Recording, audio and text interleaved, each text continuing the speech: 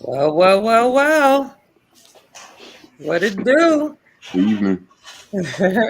Show for show. What to do, everybody? We doing a impromptu show. Juju, set it off. Yeah, Lady Kill in the building. You already know, always ready to set it off. So, welcome again, ladies and gentlemen, to, like Sosa said, to our impromptu show, discussing all things concerning the brain. We also want to get into some of the facts about the brain that I think are necessary and important for us to grasp. And we also want to get into debunking the fiction or the pseudoisms that are very popular and that we always hear concerning the brain. So this discussion is open. We will be sharing the link momentarily for those who are interested in joining the panel and engaging in our dialogue with this conversation. This has not been rehearsed or previously discussed. We decided that we wanted to go live, maybe give the audience a taste of how our conversations go in the Discord and just what we do. This is what we do every day, all day. Sosa? Yeah. Peace to everybody. What to do? Yeah, man. Welcome to the show. Peace to the chat. Peace to the panel. Yeah, man. Look, we're here to deliver some good information, man, and have a good old time, man. And I'm gonna do what I normally do, man. Share what I know, learn what I don't know, and bang on pseudos, man. Brass was good. Everything is good. Anytime we can get together and educate or just give a bird's eye view as to a sneak peek to what it is that we talk about and the things that we discuss. Hopefully the people that give us their time out of their day, they understand us a little bit better, and we understand them a little bit more. Have some conversations with them. See what they're believing. Work on that common sense gene. See if we can get them out of that just living off common sense alone. Marcus, what's up, Marcus, what to bro? do? What's good? What's good to the panel, man, and to those in the chat, man. Uh, Excited about tonight's show. We just gonna bust it up, discuss some things, hit on some areas that we quite didn't do on our Sunday shows. Just expound on some more about what we know. What we learning and where the current conversation is with science. Some of the concepts, I'll be honest, was difficult for me to openly accept. Um, but the evidence is the evidence, and it is what it is. You know what I mean? So, hoping that the chat. I seen some questions from previous shows. Hoping that the chat, uh, join in and ask questions, and we just bust it up and get more clarity on some subjects. You feel me? All righty. Well, with that said, let's go ahead and get this started. So, ladies and gentlemen, as you know, pseudo killers, we oftentimes label certain individuals in our core group by the subject matter that they are most knowledgeable in. As you know, we already have a star man, but tonight I want to introduce you to Brain Man. And that is the one and only King Sosa. All kinds of it. Oh, man. All kinds of it. Go ahead. Jesus This Christ. is freestyle, so. But that was wild. Yeah. Man, whatever. Okay. Okay, wait a minute. Peace to everybody, Wait a yo. minute. We got to shout The out mad everybody in the chat. scientist. The good mad scientist. Okay, I'll get better. Pause and delete, or whatever. Hey, yo. Brass, don't get kicked out. No.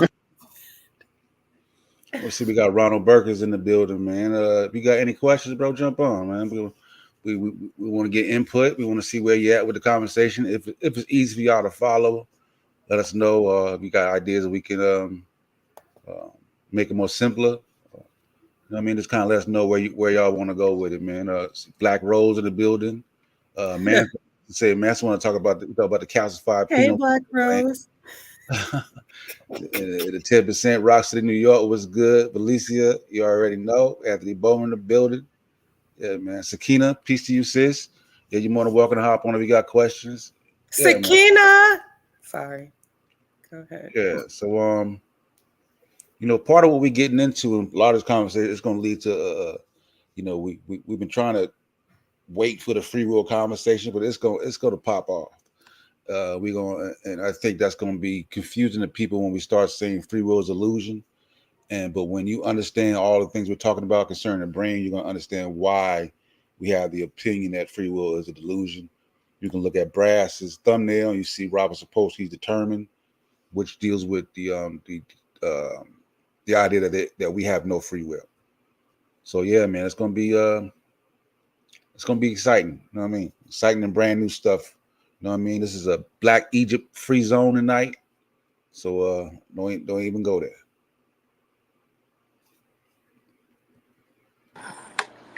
Marcus. Miss Juju. So, we've discussed some aspects so far of the brain, right? And we went heavy in a little bit. One of the things that is still reoccurring that people are having a problem with is human exceptionalism, right? That concept that somehow or another we aren't subjugated to the same natural laws that govern every other biological form on the planet Earth. I don't know. I could see why that would be problematic for some people, right? Because you would look at human society and you would look at the great accomplishments and you would assume that those accomplishments somehow or another negates some of those fundamental principles of biology, but it really doesn't negate it, right? Overall, it's still based on being able to pass on your genes, right? So how did y'all feel really about hearing coming across that human exceptionalism, that the same evolutionary processes that gave us slugs gave you the human mind? Sosa. Like I understand. Like I said, I understand. To a degree where it comes from. I think, like I say, well, we talk about common sense. You know what I mean? How common sense can fool you and science is counterintuitive. Mm-hmm. I think the common sense approach may lead to human exceptionalism. You know what I mean? To a degree. You know what I mean? Especially with so many people being not scientifically literate. You know what I mean? So that's a big stumbling block for somebody if that's not where they are. You know what I mean? So. Well, Brass. I think one of the things that we run into a lot, and people always ask us why we saying pseudo and different things like that. But one of the things that we run into a lot is people that really, really strongly believe just what they believe, and it is what it is. I remember the other day there was a guy on a panel. He was talking about we are primates and such. And it was a lady on there just saying, we're not monkeys. If you want to be a monkey, you go ahead and be a monkey and things like that. And you could tell that, there's such a lack of education in the community. It's a whole lot of common sense. And I think that's what people think that we think. We think that you don't have any common sense, when in actuality it's the reverse. Mm-hmm. We think you have too much common sense. Right. That we think that you tend to just think of everything as, well, the ground is flat, so the earth is flat. That monkey is in a cage and we can control him, so we're better than him, and we eat fish and this, that, and the other, so we're better. So when you use your common sense, if we could do anything to help you understand where we're coming from, because we're trying to understand where you come from, but if we could do anything to help you understand where we're coming from, is we want you to challenge your senses. Your senses will get you in trouble. I want Juju, when you get a chance, to Talk about that. That's something Juju taught me as soon as I got in the server.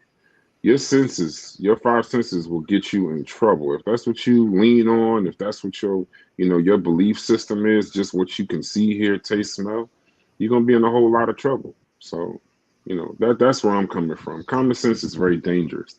I know people, their common sense has got them through a lot of tough things, but common sense has probably gotten you into more tough things than you realize. especially in the realm of science. Right. And so, with that said, I always say, common sense will kill you, because the more you get engaged in scientific discussions and matters and understanding different scientific facts, going in depth with the science, not just scratching the surface, but really indulging yourself into those subject matters and having those uncomfortable conversations, because they don't necessarily align with what you thought, what everybody else thought, that really opens it up for you. So, what we have determined and what we have evidence and proof of scientifically is that your senses, they have a place, but also that they can fool you.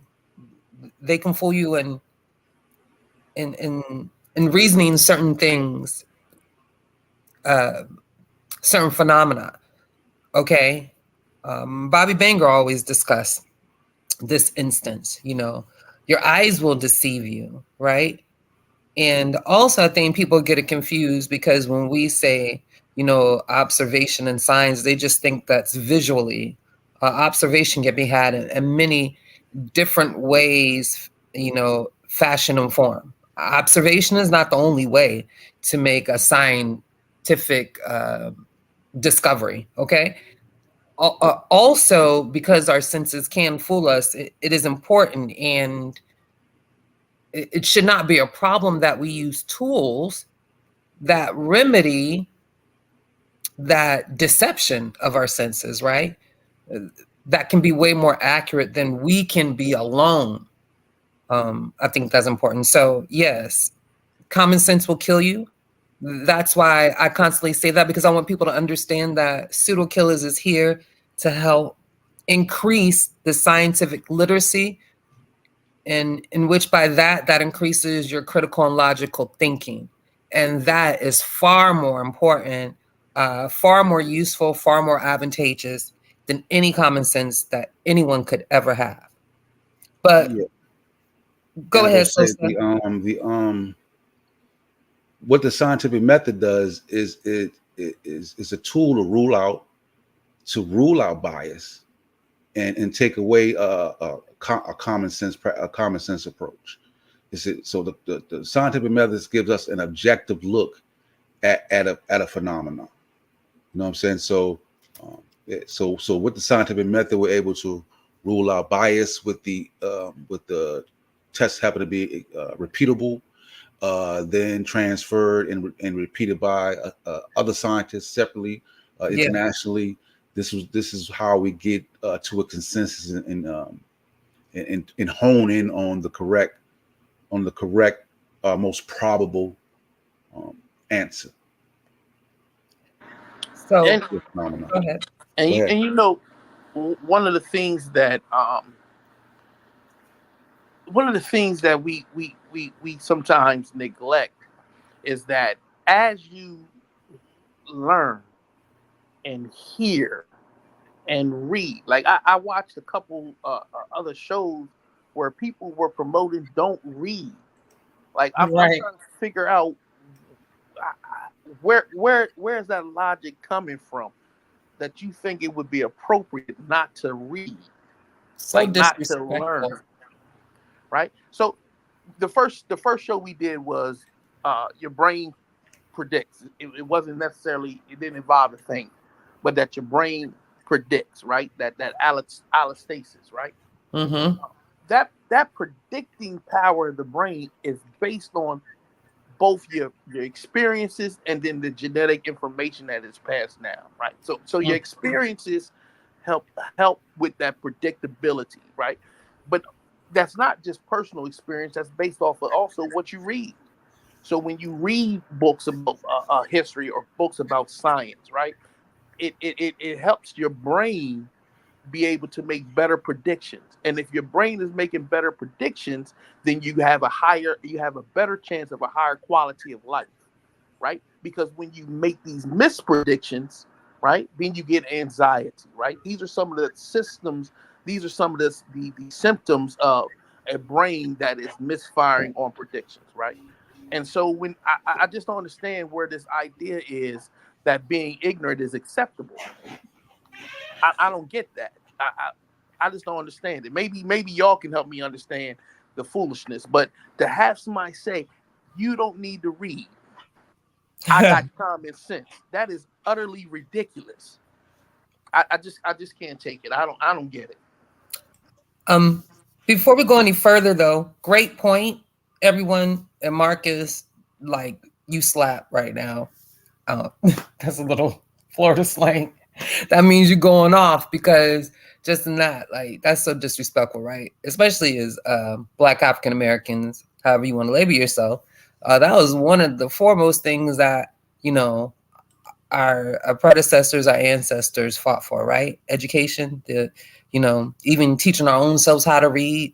But yeah, that was one of the top things on the list that we wanted, right? Along with our rights, we wanted the right to a education. So I think that's crazy. Like, we really dumbing ourselves down. But so moving on into the show, I want to address this question to you guys that was in the chat from Alicia, I believe. And thank you so much for joining us. She's been with us the past few shows, actually. And she's a new face that I noticed. So I just want to say thank you. We appreciate you for joining us. And we also appreciate your active engagement in these conversations, Miss Alicia. And if I pronounce your name wrong, don't worry, because I'm scrolling up just to make sure. Yeah, Alicia Brown. Her question is that she wanted to know, what is the single best evidence for free will? Being illusionary. So we just gonna get started right there. Huh? Yeah, why not? Why not? we just Why gonna not? pop it off right now. Go off. No, I see to Marcus and Sosa on this. I'm still a student. I'm still leaving myself flexible. I have my beliefs based on what I've read so far, as y'all can see from the book Determined and different Sam Harris podcasts. But I'd love to hear what Sosa and them, and I'll come in off that.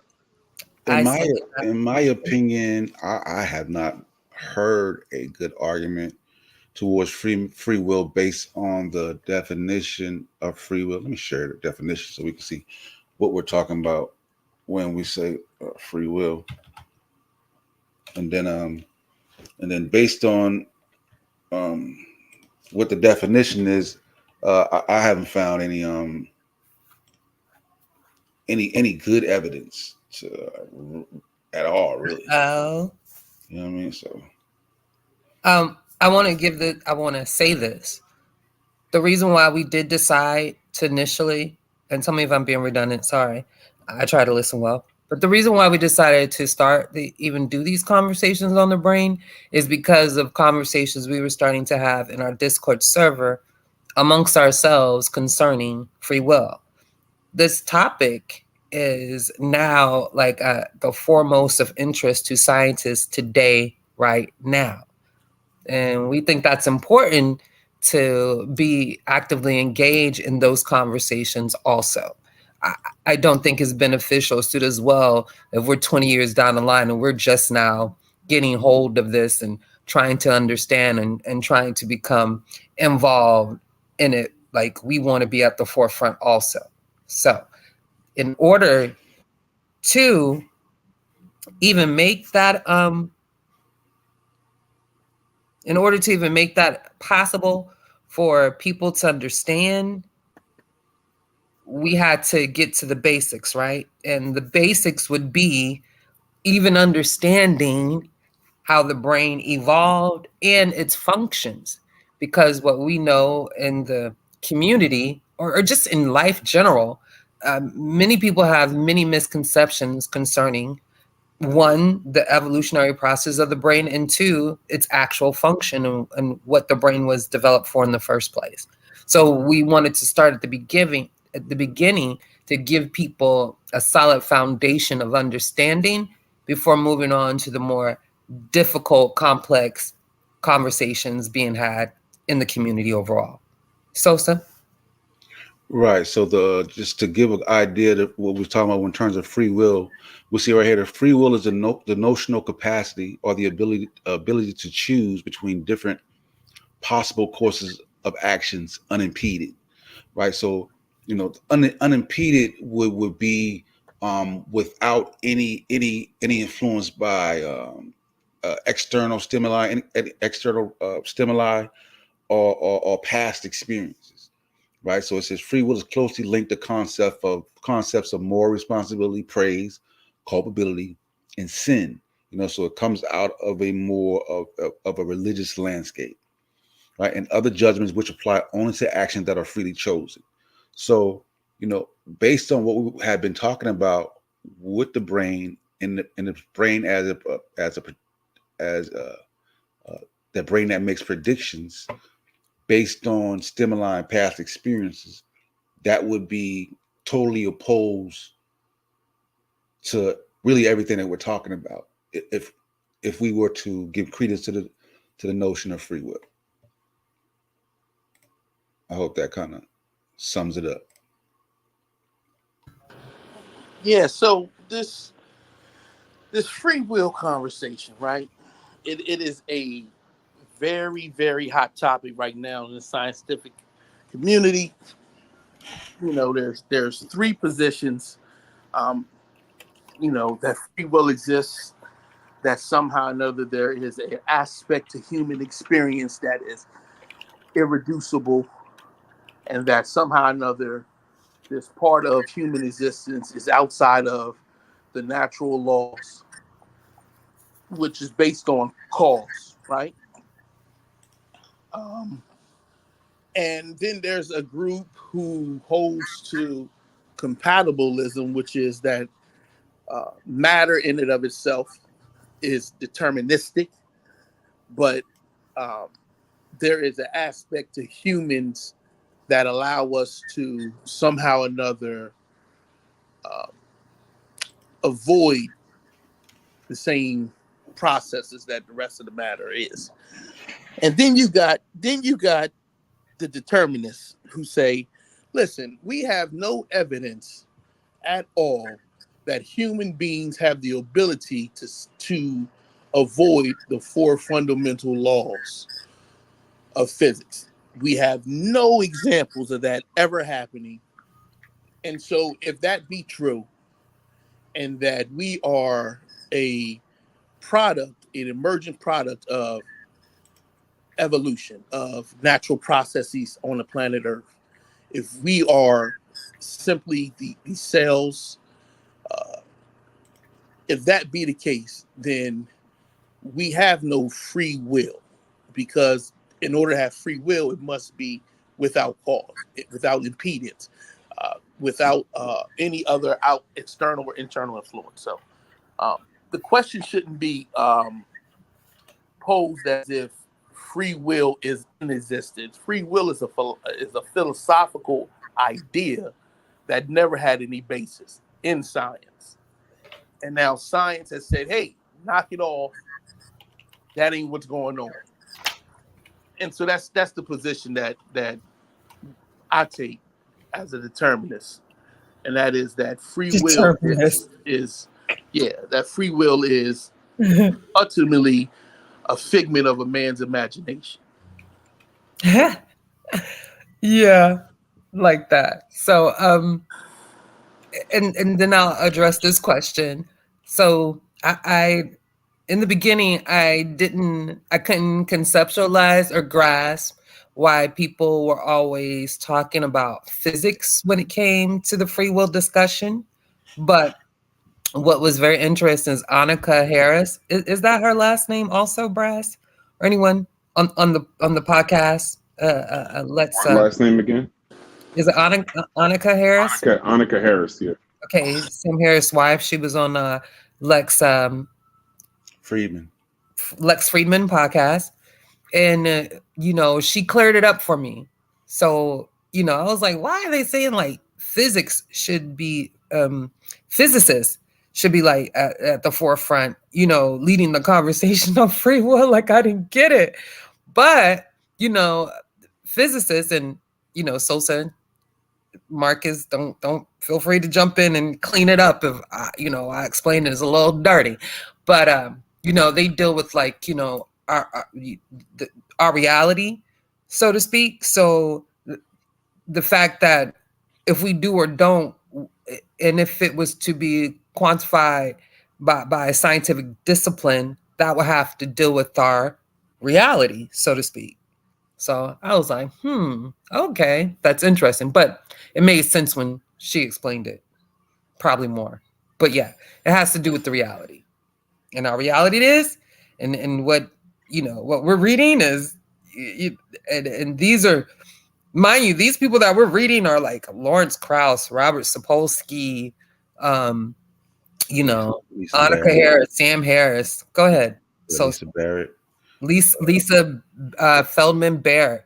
That's basically our source material. Anybody else? So these are like high level people in their field having high level conversations, and yeah, pretty awesome. So what I'm saying is this is just not any conversation had by anybody. These are like the foremost leading experts and minds of our time and right now.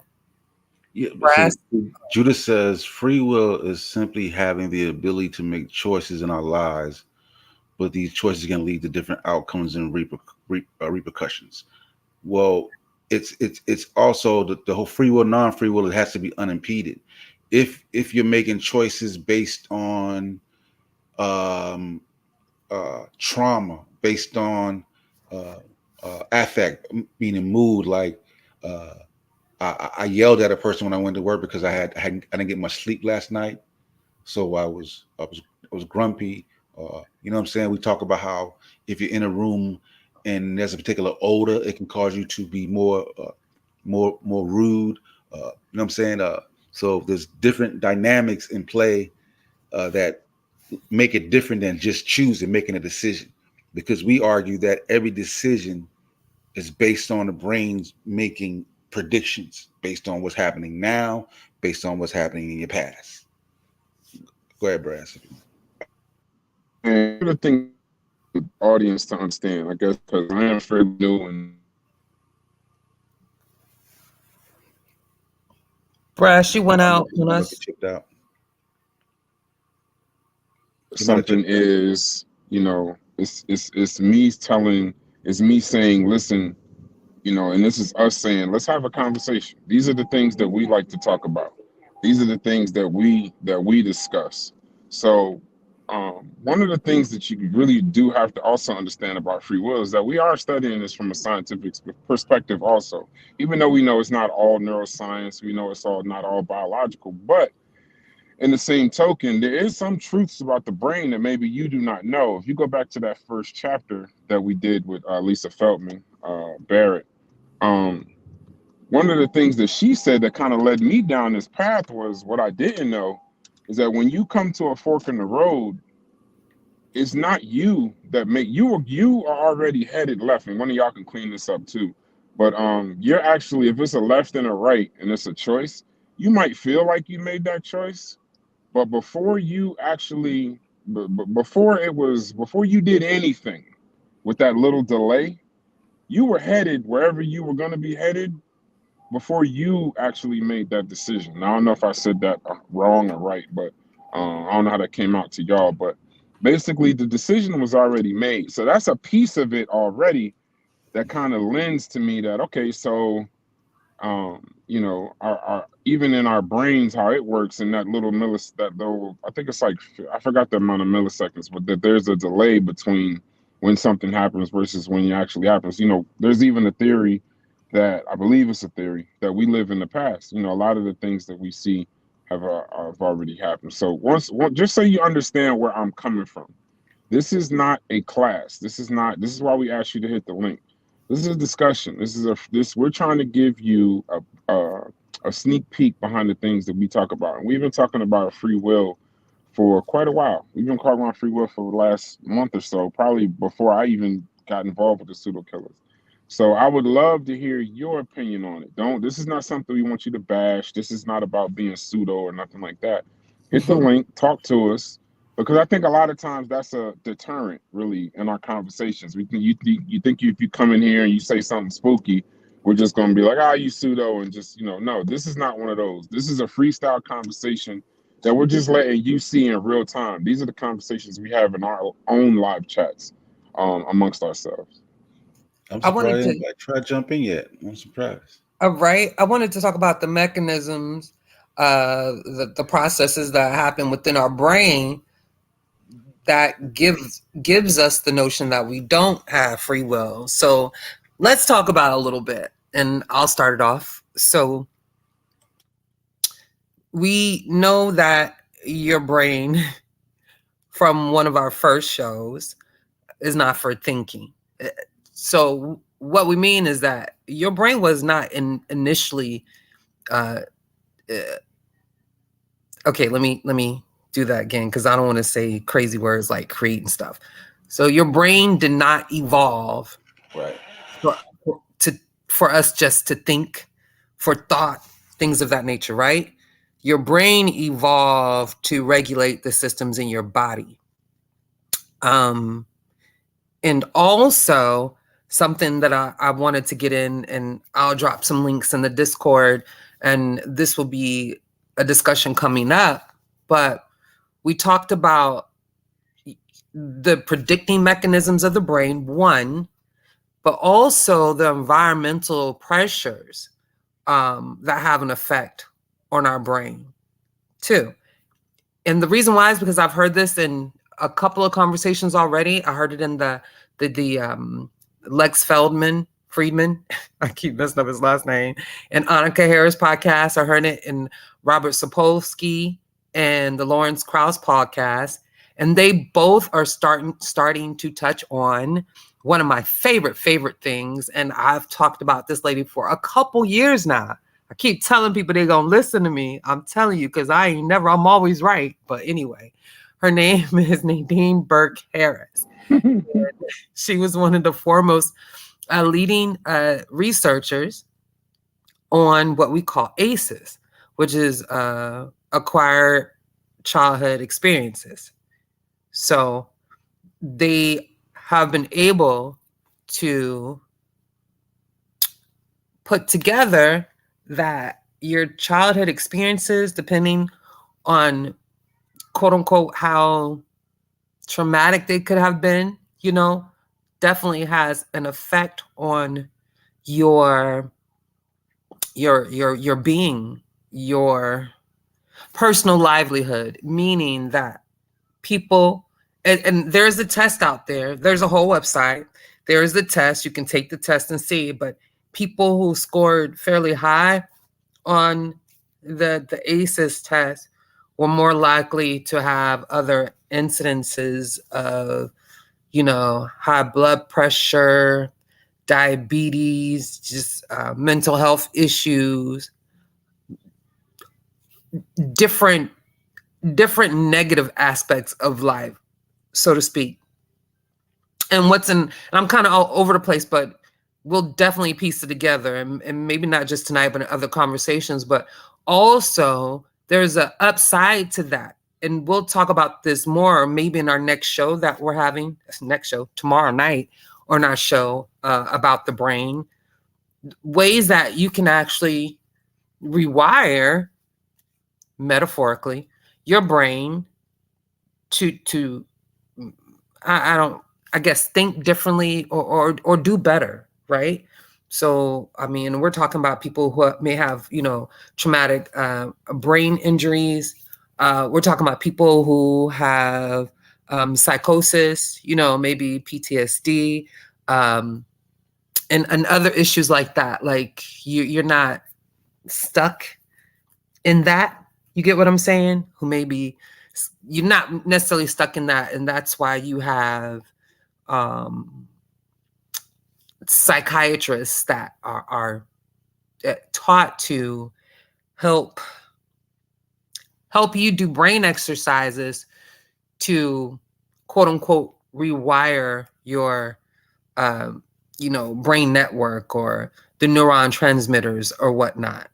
And if anybody want to add to that or clean it up or whatever, go ahead. But yeah, in that sense. So, and this is why we're having this conversation, because it is a lot involved in understanding the inner workings of our brain, how it functions, and things that we can do to better help develop our brains would be more beneficial and advantageous to our life than any conversation on Black Egypt. Yeah, I shared the ACEs site from the CDC. Thank so you. They get a look at what you're talking about. Yeah. And there's like a little tutorial and video you can look at to just to understand what's going on. Let's get a couple fast facts from it. Just a couple, like I said, adverse childhood experience or ACEs, or potentially traumatic events that occur in childhood between 0 to 17 years old. For example, experiencing violence, abuse, or neglect, witnessing violence in the home or community, having a family member attempt or die by suicide. Also include aspects of the child's environment that can undermine their sense of safety, stability, and bonding, such as growing up in a household with substance use problems, mental health problems, instability due to parental separation, or household members being in jail or prison. So like the CDC you see how much information is here. Yes, if y'all want to get a look at it and just get a head start, you can see where we're going with it. This also touches on the brain as a making prediction, because if you went through these experiences, then how you interact with the world currently is based on what's happening now and based on your past. So like sometimes we have people on a panel who could possibly went through these types of things, right? And when they get in these stressful situations, you might see them react just totally out the loop, and we may look at it as irrational. But based on the stimuli and based on past experiences, their brain is working on a totally different model, and it's predicting maybe this irrational action is the best action. And so that's when you see Marcus talk about misfiring. Right. So a lot of these misfiring is based off these traumatic experiences. Thank you, Salsa. That was perfect. And you want to know something? That is fundamental. One of the things that I came across the last 3 shows we did on this subject was what is unique about humans. What is unique about humanity? And one of the things is this exact same process. Unlike other primates, right? Our brain matures at a much slower rate, right? So if you was look at chimpanzees, right? I think it's like 18 months to 24 months, and that chimp child baby is functional enough that it doesn't need his mother. But when it comes to the people, right? Our maturing rate is at like 24. So for 24 years, your brain is wiring itself to the world around it. And so when you have these traumatic experiences as young people, right, it causes the wiring to be, I wouldn't say dysfunctional, but it wouldn't be at its maximum capacity because of environmental influences, right? We're going to get into things like the Dutch hunger winter, right? The Dutch hunger winter, right? In the Dutch hunger winter, I'm just going to tap on this quickly. I don't want to go too much into it because it's a show we plan on doing soon on that. It's coming up. But in the Dutch hunger winter, you have a group of women who were pregnant at a time when food was scarce and there was starvation. And during this period, during the Dutch hunger winter, those children today, right, have all types of health challenges because their body and brains don't budget the same way as the rest of the environment around them. So they have a high propensity to blood pressure problems, diabetes problems, overweight, social anxiety, right? All because during the time when they were in fetal, while their mothers was pregnant, this event happened, and it has from that point on changed how their body budget works. And so this conversation, while it was good because now we're able to transfer information at a high rate because our maturation period is longer, there are also some negativities to it. So because our brains are still developing like this, because of that makes us vulnerable to these environmental influences, which then changes how your brain would do the prediction. And so we think these things aren't tied in, right? That we're not talking about social problems and how we live our lives, but we're actually trying to show you that science addresses these things, but they address it through the scientific method. And I Excellent. think to piggyback on top of that, and one thing I want people to understand, and this kind of goes back into our early conversation, science is counterintuitive. So once you believe you know, just because you know who you are, I want you to, it's a 3-letter word. It's very important that all humans learn it. Ego. When you're sitting there thinking that you just know every single thing and everything is going, understand that if we knew every single thing, there'd be no need for science. There'd be no need for us to try to figure things out. One of the conversations we were having earlier in the server was that it's actually, we were talking about flat earth and round earth, believe it or not. And we actually were listening to someone speak that was kind of making the claim that it's actually crazier to believe that we live in a round earth than we do in a flat earth. So understand that when we're talking about science, we're challenging your common sense. We're challenging your intuition. You should always challenge your intuition. One of the things I love about Sosa is he will actually take a stance on something, but he's always open if the available science changes. Always. He's always open. He'll say, yeah, that's what I'm hearing, but I'm still doing my research. Or yeah, that's what it is. Okay, but I'm still looking for the next thing. So when we're telling you that, we don't want you to come on here and just accept the fact that you have no free will. If you do, hit the link and discuss it. You know, all these conversations in the conscious community can't be about, you know, Nubia and Sumer. And while those things have their place, what happens with those conversations is it's a segmented conversation that turns very toxic. So we just want to have conversations where we can hear your opinions, hear things that you believe. So it's we just want you to understand, like, you know, saying science is counterintuitive sounds nice, but one day look it up and actually read an article about it. and you know what I mean? Like, we say these statements, we say these sentences, and it's just like, oh yeah, it's counterintuitive. Or like they were saying the other day, what, incontrovertible and all of that. Like, when you hear these things, go look it up for yourself. And Wikipedia is fine. I don't care what anybody tells you. If you use it correctly, Wikipedia is fine. It's a source. Many people have figured out, you know, a lot of things based on Wikipedia. So go ahead. Well, first I wanted to say we got some new members to the panel.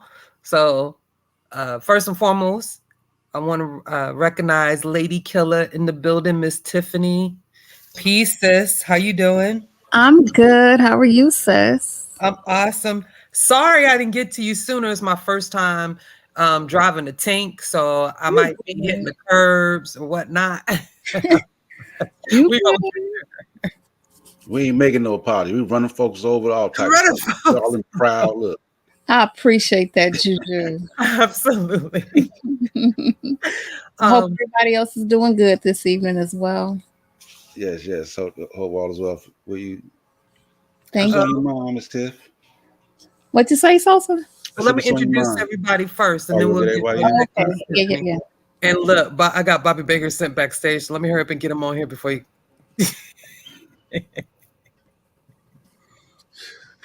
Hey, so somebody get the controls out of hand. Yo. Crash. Yo. Been here for an hour and a half. Yeah. I'll tell him check it back. Yo, Because I was wondering, I was like, damn, I'm surprised. And I'm like, normally folks jump on quick. I'm like, damn. yo, I'm kidding. Yo, don't do me. Yo, In the game, yo, just leave Jordan on the bench. Don't worry about him. Overlook him, get him and get it bucket. man, let me introduce everybody. Let me introduce everybody. I run on the bench. You know what I'm saying? Don't worry about it. We got it. So we got Skinny Head RBG in the building. Peace, family. How you doing? I'm crying. Jokic. You know what I'm saying, Sosa? Come on, man. Put us in the game, coach. You in the game. You in the game, coach. You in the game. Yeah, What's up? They're resting you. They was resting you, bro. Resting you like the NBA do. Rest yourself. All right, not a problem. And also we have Ron Perkins back to the panel. And of course, the one and only, the God Killer, Bobby Banger in the building, ladies and gentlemen. That's Mr. West to y'all. How's everybody doing? We're doing great. Great.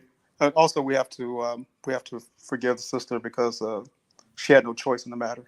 Oh, thank you. I got no free will, right? She had no free will. So exactly. That's gonna be a running theme right there. I swear. Boy. There you go. You already starting, Ron. Ready to go out. Where we going? Y'all definitely gonna have to deal with that. Ron. Everybody gonna be like, it ain't my fault. It ain't my fault. Did I do that? Prepared to hear a lot of that. Oh, geez. God Killer warned us. He said if we ever had this conversation public, just get ready. So I'm ready. Let's get it. Good. But thanks again, everybody. Hope everybody's having a good weekend too. Yeah. That free will thing is, I just think it's something everybody gonna wrestle with. And I don't think it's what we think it actually is. Right. I just think if the brain was not evolved to handle your body budget. So I can take that and say, okay. And so the outside stimuli, whether it's the radiation and all that causes to evolve, right? You're really at the mercy, right, of the chemicals and your environment around you. Check, I got that for survivability. Bet. So having free will, probably not even a part of the piece for surviving. You know what I'm saying? It's got to be an evolutionary reason on why things work, right?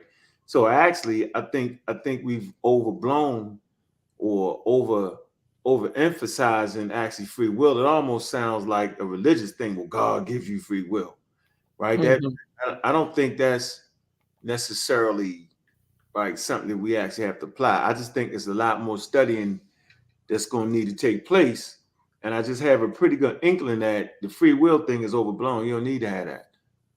I'm pretty sure that's not, it's obvious, right? That it's mechanisms at play here. But, you know. Can I ask a question after you, Brother Ankh? Go ahead. Just a question for the panel. I read Robert Sapolsky's book, Determined. Mm-hmm. And I think I mentioned to Brass a couple of weeks ago, or maybe a week ago, at the last Brain presentation you guys gave that last Sunday. Right. That for me it's kind of depressing to have if the whole idea, the whole notion of deterministic or determinism is true. Just a quick question. The first question I have is, why do we as human beings walk around as if we do have free will? In other words, if it was truly an evolutionary mechanism that's driving us back from, Sapolsky says, all the way back to the time we were, some type of primordial soup, some type of cell in the ocean, until now, things that happened millions of years ago, hundreds of thousands of years ago, 50 years ago, up until now, that drive us. But yet we still walk around as if we have free will. And so if it's an evolutionary mechanism, why do we walk around as if we do have free will? That's the thing that's kind of confusing to me. I think it's the illusion of it. We don't know no better. I think it's the illusion. Yeah, I think we just need the illusion. That's enough. The illusion of it is enough. Yep. That's Yeah, fine. and evolution doesn't necessarily drive you to see reality. That's not the purpose necessarily of evolution. Not at all. I'm saying, you know what I mean? So like they are. Does the food taste good, or is it because you're hungry, and certain things taste that way? You know what I'm saying? Is it sour because it's not good for you health wise? You know what I'm saying? You feel me? So so that's what when we get into that whole evolution, how it guides you, it's not necessarily to see reality the way it is. We already know we don't see reality the way it is because we can only see a few colors. There's more colors out there in the world that we don't even have the eye to see. So we know the world as we see it. The reality we see is not the actual reality; it's our reality. It's tough. So why aren't we all sociopaths then? If it's, I mean, wouldn't we really be sociopaths if it's truly, I mean, if we're operating in an illusion? I get what you guys are saying, but But how would you be a sociopath if you were raised in an improper environment? You didn't go through abuse or trauma at a particular age. You had somebody to care for you. You came up in a, you know what I'm saying, a good, healthy environment. You're not going to be driven to be a sociopath. You see what I'm saying? So it has to do the stimuli too. That's going what happens currently and in your past. This is driving you now. So you know what I mean? That's that the sociopath thing is without any damage. So all things being considered, right? If you did have some type of variation to your frontal cortex or um, brain damage, we see that with the football players, right? We see after so many concussions, I forget what the actual thing is called from that football players have. You That mean like cause that Clayton CTE, dude? CTE, yeah, right. CTE. So exactly. So without those it's the low blow. variations, without those variations and those type of physical actions, right? Um, nah, that's not a concern. But you asked a very important question. Why would we feel like we had free will? And that's because we're social beings, right? And we have social interactions, right? And I want to make sure, from my point of view, right, that the actions you do were not driven by some outside force, but driven by you. So I can hold you accountable when things don't go right. Right. So it's a development that comes out of social beings, right? Because we're highly social compared to some other animals, right? So when Yeah. you look at the origins of the conversation of free will, it tells you in it what is driving the thought process that we have free will, and it's accountability, right? We want to be able to hold other people accountable for the harm they do to us. But So if you reread the definition, you'll hear it in there, right? right. So that is the ultimate concept that is coming out of the philosophy of free will. For a long period, science hasn't really addressed a lot of the philosophical thinking that has been permeated in society. So we talk about the triune brain, right? That's one that came out of the same philosophical teachings. Um, and science is now addressing these, saying, wait a minute. But more importantly, if you know that I gave you one example, there's many more examples, that a woman who is pregnant with a child, if she doesn't get enough nutrients, the child's development is harmed.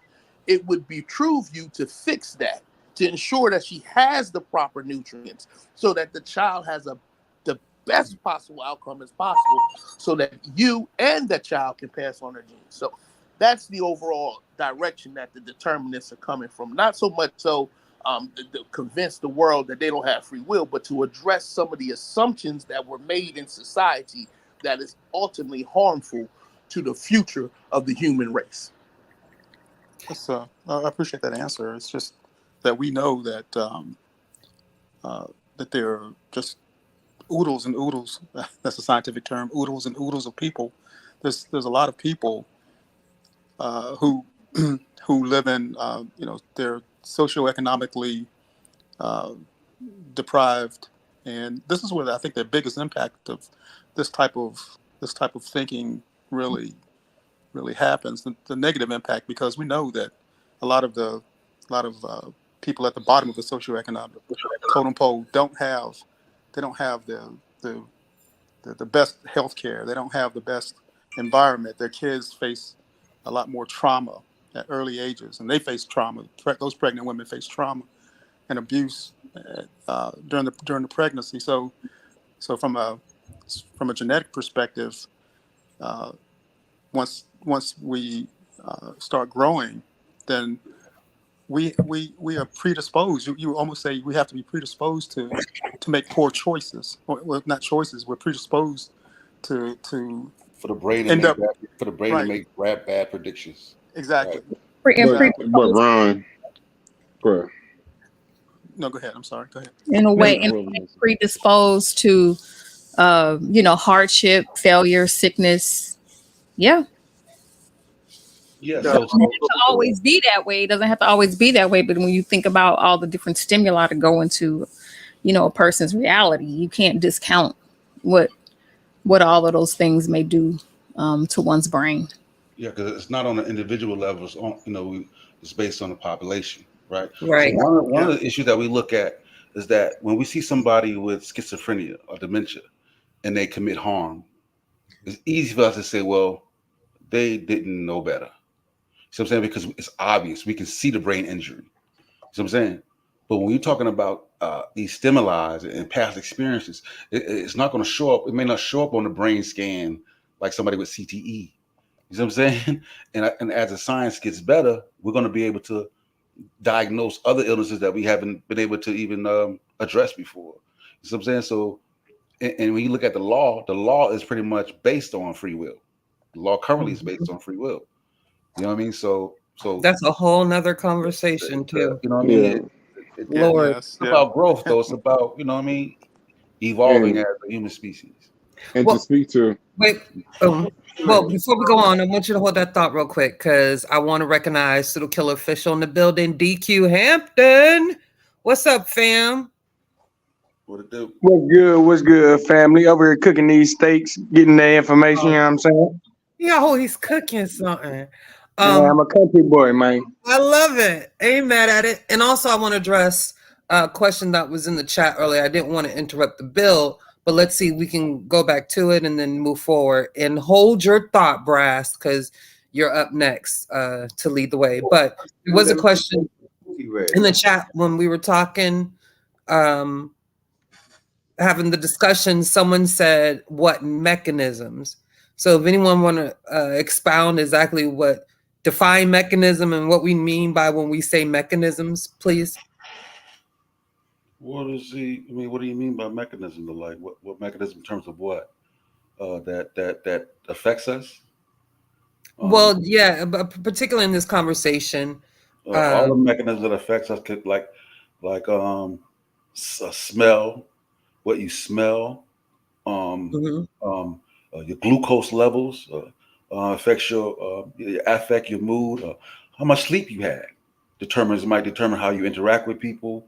Then you have your past experience trauma. Trauma is handled differently if the child. What you got no sound? Huh? No, no. yeah, things like that. You know what I'm saying? Even like childhood experience, things like that. Those are the mechanisms. You know what I mean? So, and that's going to lead into certain things we talk about. We talk about dopamine and serotonin and lower levels and such, and all these different things in the brain. Those are the mechanisms. I just want to say, don't blame me, Bob Banger, for your shaky internet. That is not me dropping you off the stage. I'm just saying. And wait a minute. Another pseudo killer in the building. We got Mac Rob joining the stage. What it do, pseudo killer official? Hey, good evening, everybody. I apologize. I think my phone acting up a little bit, and I apologize that I'm late to the show. And I do feel ashamed myself that I hadn't been a part of this brain conversation, considering the things that I do on a regular basis. It's an amazing conversation, and I'm just following along, and I interject or input, provide input when I can. Just happy to be on the show with you all. Thank you for being here. And anytime you can get in where you fit in, Mac, that's fine. We know that you are busy doing real things for real people in real life. Like, yeah, literally saving lives and teaching others how to save lives. So kudos to you. Brass, did you want to finish your point?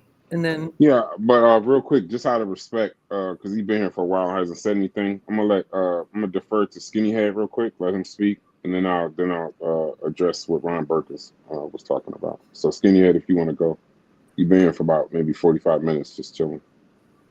No, I was just listening, trying to figure out how I was going to generate my question. So many questions, but something. So much about this topic keep making me think of like certain religious doctrines a little bit.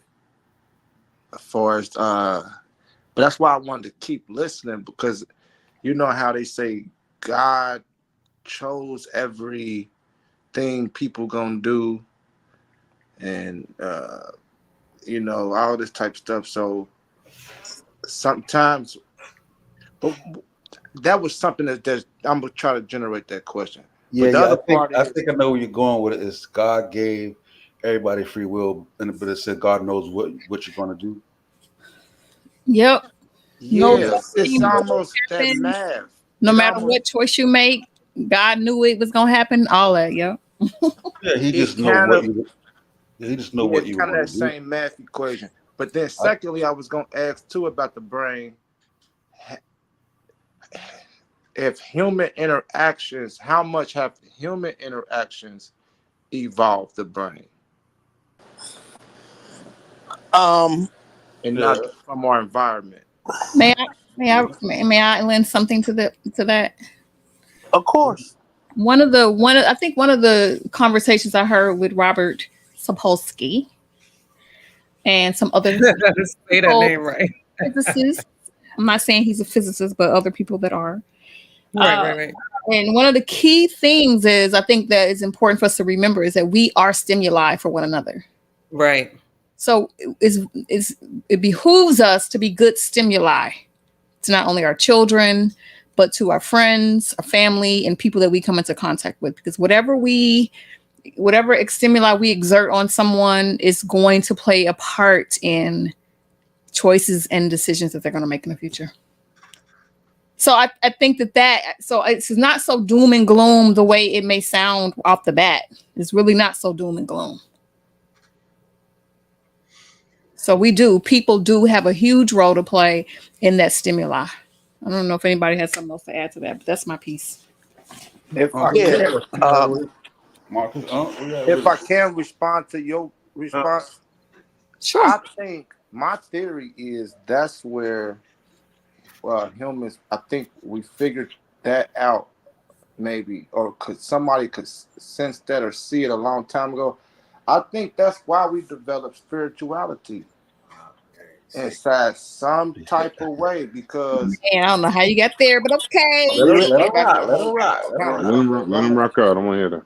Of course. Go ahead. Let's get it. Where you at with it? I think that's why. So, okay, I think we got to a point where we realized camera off, we can affect ourselves a certain way where we could like be greedy. We could we see how stealing is affecting each other. All the different laws that you see inside the different spiritual systems. I'm like, what would make us start doing this? And if we mix it with the evolution of the brain, I mean, I don't know. It sounds. You like that, You like that, I'm freestyling, but I mean, this is a theory though where there's a possibility my brain led me to when I was trying to figure out like what could make us start doing this stuff, but how we treat ourselves and each other start to become important, because we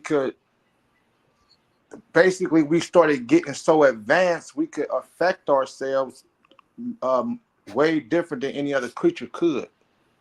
I mean, I could try to break it down deeper if y'all want, but we understand. Y'all take it. We'll just touch on that. Where you at with it? How you feel about that? I don't know if Uncle here. Can you hear me? Yeah, I can hear you.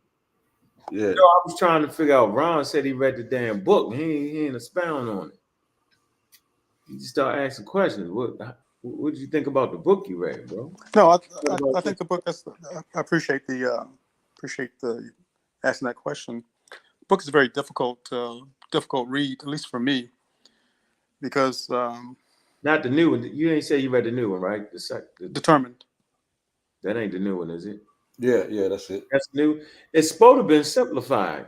So no, you supposed to be able to. Okay. All right. Yeah. So. You ain't understand it, basically. All right. Yeah, well, I mean, I understood it from the gist of it that from all of our evolutionary mechanisms from millions of years ago until now, that he's basically saying that our the things that we think that we're choosing, they're already determined for us. Basically, we have no free will, we have no choice, and because of that, we have to somehow make peace with it. And he went into a lot of different things, talking about the law, starts talking about the criminal justice system, et cetera, and why we accept, why we try to accept people with some type of damage to their brains. We say, hey, yeah, they couldn't help what they were doing, and we try to make sure they get out of those situations. But yet, there are people who have in the criminal justice system who have a different socioeconomic background, and we say, hey, did they know the law? Did they understand what they were doing? And so therefore, they knew what they were doing. They understood the law, so we can't give them a break. So he's making all these arguments about why the criminal justice system should change. I mean, a whole lot of things, but fundamentally, it's about for me, the depressing part was that we all have relationships. We all build relationships because we're social animals. And let's suppose that you in one of your relationships you break a trust with somebody. Let's say your spouse or your significant other. You break a trust with them. Let's say, be more specific. A husband and wife. The husband goes out and cheats on his wife. Then he comes back and he says, well, honey, I'm sorry. I love you with all my heart, mind, and soul, but yet I cheated on you. But you have to understand, I'm predisposed to that type of action. What do you say? Is she supposed to accept that? Or vice versa? Could be the man. Is the husband supposed to accept that? Right. No, punishment is still punishment will still happen. You know what I'm saying? It's just more along the lines of understanding how what's being done and how do we punish people and how do we, if possible, how do we rehabilitate people? How could it be rehabilitated? If we don't even address what needs to be rehabilitated, then we're not even going to even look into it. You see what I'm saying? Yeah. But Ron is asking about things that happen in our homes. In our homes, in our homes. So one of the physicists that I was listening to, I'm forgetting her name right now, but she was adding that because this conversation is very, obviously it's a little controversial. So there are some physicists that talk about, there are decisions that we do get to make. So I just don't know the lady. I just can't remember her name right now, and I have to find it, and I'll share it with the team. So yeah, like you can't just go around, oh, I was just predisposed to that. At some point, we also have a brain that allows us to exercise self-control and all kind of things. Right, but punishment still comes, right? But we're not talking about punishment. We're talking about me and my husband in my home. We're not. When I say punishment, I mean not just criminal punishment. I mean punishment in terms of how you deal with somebody. The rule applies law and in terms of your social interaction. Like, let's say Ron was predisposed, or whoever cheated. I don't want to make it personal. A husband that cheated, he was predisposed to that because his father, he saw it with his mother and his father, right? And then he brings that home to his wife. That doesn't mean the wife should forgive him because that happened. You know what I mean? She could, look into that. She could understand maybe that's why he did it.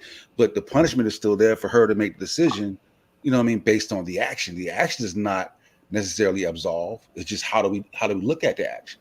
Yeah, but let's think about that husband. Let's think about all the stimuli. We also can't say that throughout his whole entire life, he's never been exposed to men who didn't do that. Right. So that has to also play a part as well in terms of stimuli. And so if I'm just gonna make excuses all the time for my bad behavior, even if I've been exposed to things that were not that, then that's kind of where the rubber meets the road. Yeah, but it's not. It's not. There's a difference between reasons and excuses. So I'm saying like that, like you know what I mean? Yeah, like if I was driving drunk and I crash, there's a reason that I crashed because I was driving drunk. Let's stick with the example. The excuse would be. Let's stick with cheating, and I saw my father, therefore I'm a cheater. I'm not saying okay, but hold on. His father is the only man that he's come across since he was a child. So that's the only example of manhood he's seen. No, I'm saying don't hold me to that as the one and only example, because it's not just about past, it's about present. So I'm saying it could be based on the fact that he saw somebody attractive in his impulse level, so he doesn't have the brain, the impulse level is not where it needs to be to to walk away from that. There's other factors presently and past. You know what I'm saying? So, but that doesn't absolve him from being, for whatever decision that wife makes toward that husband, just because there were issues. You know what I'm saying? Just because, like, if the person was abused as a child and he's now engages in domestic violence, that doesn't mean well, it's okay because he went through stuff. No, but you now, still have to protect yourself. You know what I mean? Go ahead. But no, so this is why I wanted to respond to what Ron was saying before. Another thing that we also got to remember too is that there's two sides to these coins. You can have a man whose father was a quote unquote Rolling Stone, and he tends to go more around the route of being super faithful, or a child who was beaten all the time grow up and they won't beat their kids for that exact same reason. So for the same reason why somebody would cheat on their wife, it'd be the same reason why they won't. But my point is a little different. My challenge, Mr. Berkins, was one of the things that you brought up is, when you grow up in the projects, if this is true that we have no free will, then basically every single person from the projects would end up the same. And I think one of the things that I had to learn by doing research with Sam Harris and other people was that you can't, the brain doesn't necessarily know everything that stimulates it. And you don't know every single person in their path. We do know that children that come from two-parent homes are a little bit more successful. So that's another thing. A child who didn't have a predator in the home. One of the first things I thought about when we got this book, and it's one of the things I wrestle with today, is the empathy that if we all don't have free will, then technically, if you can grasp that and you can accept that we have no free will, then you need to have some empathy for some pretty nasty people. That's right. One of the things that and I'm gonna land my plane quickly. One of the things that when we first started having this conversation, it was right around the time that something really big happened, I guess, in this community. And in my head, it was like, wait a minute. So, because I've always been taught, from my grandparents and different people in my own family, that a simple statement is 4 words: hurt people, hurt people. And you might not understand what I mean by that, but look it up. But basically, the premise is that people that are quote unquote molested, or people that have been messed with in that way, violated, they tend to grow up and become violators.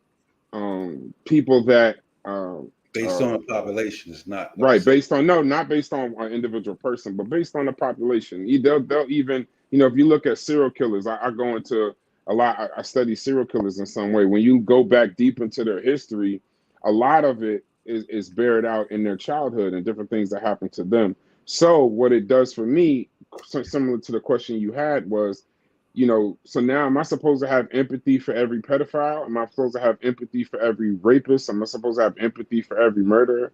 No, but in a better world, in my eyes, I think having no free will and people understanding that we have no free will, I think we would possibly work harder on the conditions of our children, the people in poor and lower economic places, and then also lastly in the prisons, because prisons is not really for rehabilitation from what I see. There's different stories I hear, the different things blasted across the news, and just different studies I see. It's not a lot of rehabilitation, but I think understanding that we have no free will, maybe we'll get proactive and start dealing with these kids early and change their conditions, and then maybe that's how you can affect it. But I have the same challenges you have, but I am a person that believes we don't have any free will. But I know, Unc, you wanted to say something. Oh, shit. I already know that it ain't even for me. It's like sitting around smoking weed talking. At the end of the day, that none of that's gonna stop the person from thinking he's making choices and decisions.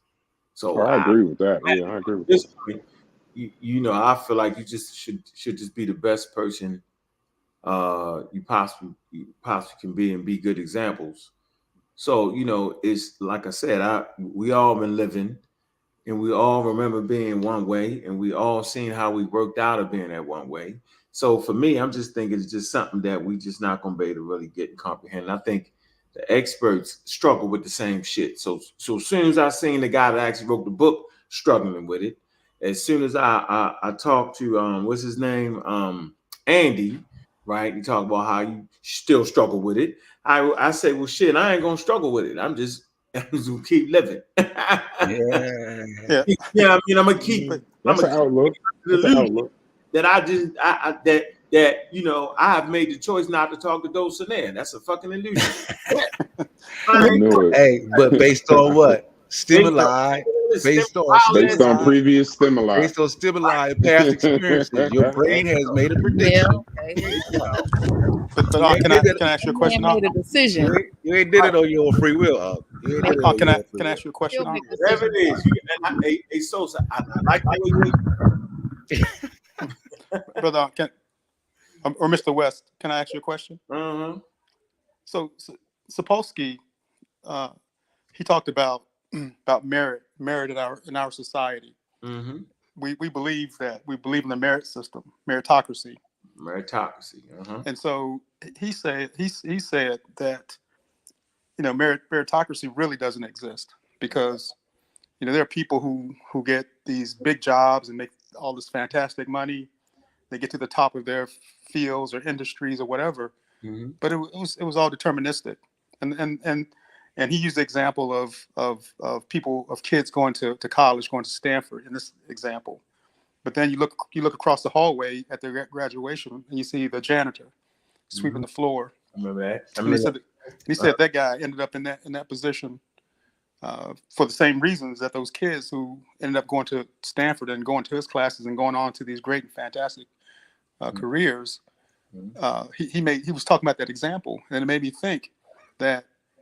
And this is my question to you. What's your question? You're saying that you choose not to think about it, but suppose with all your hard work, with all your efforts and the efforts of your children, that they can only get so high in society because of all these past things that are imprinted on us and through us that go all the way back millions of years.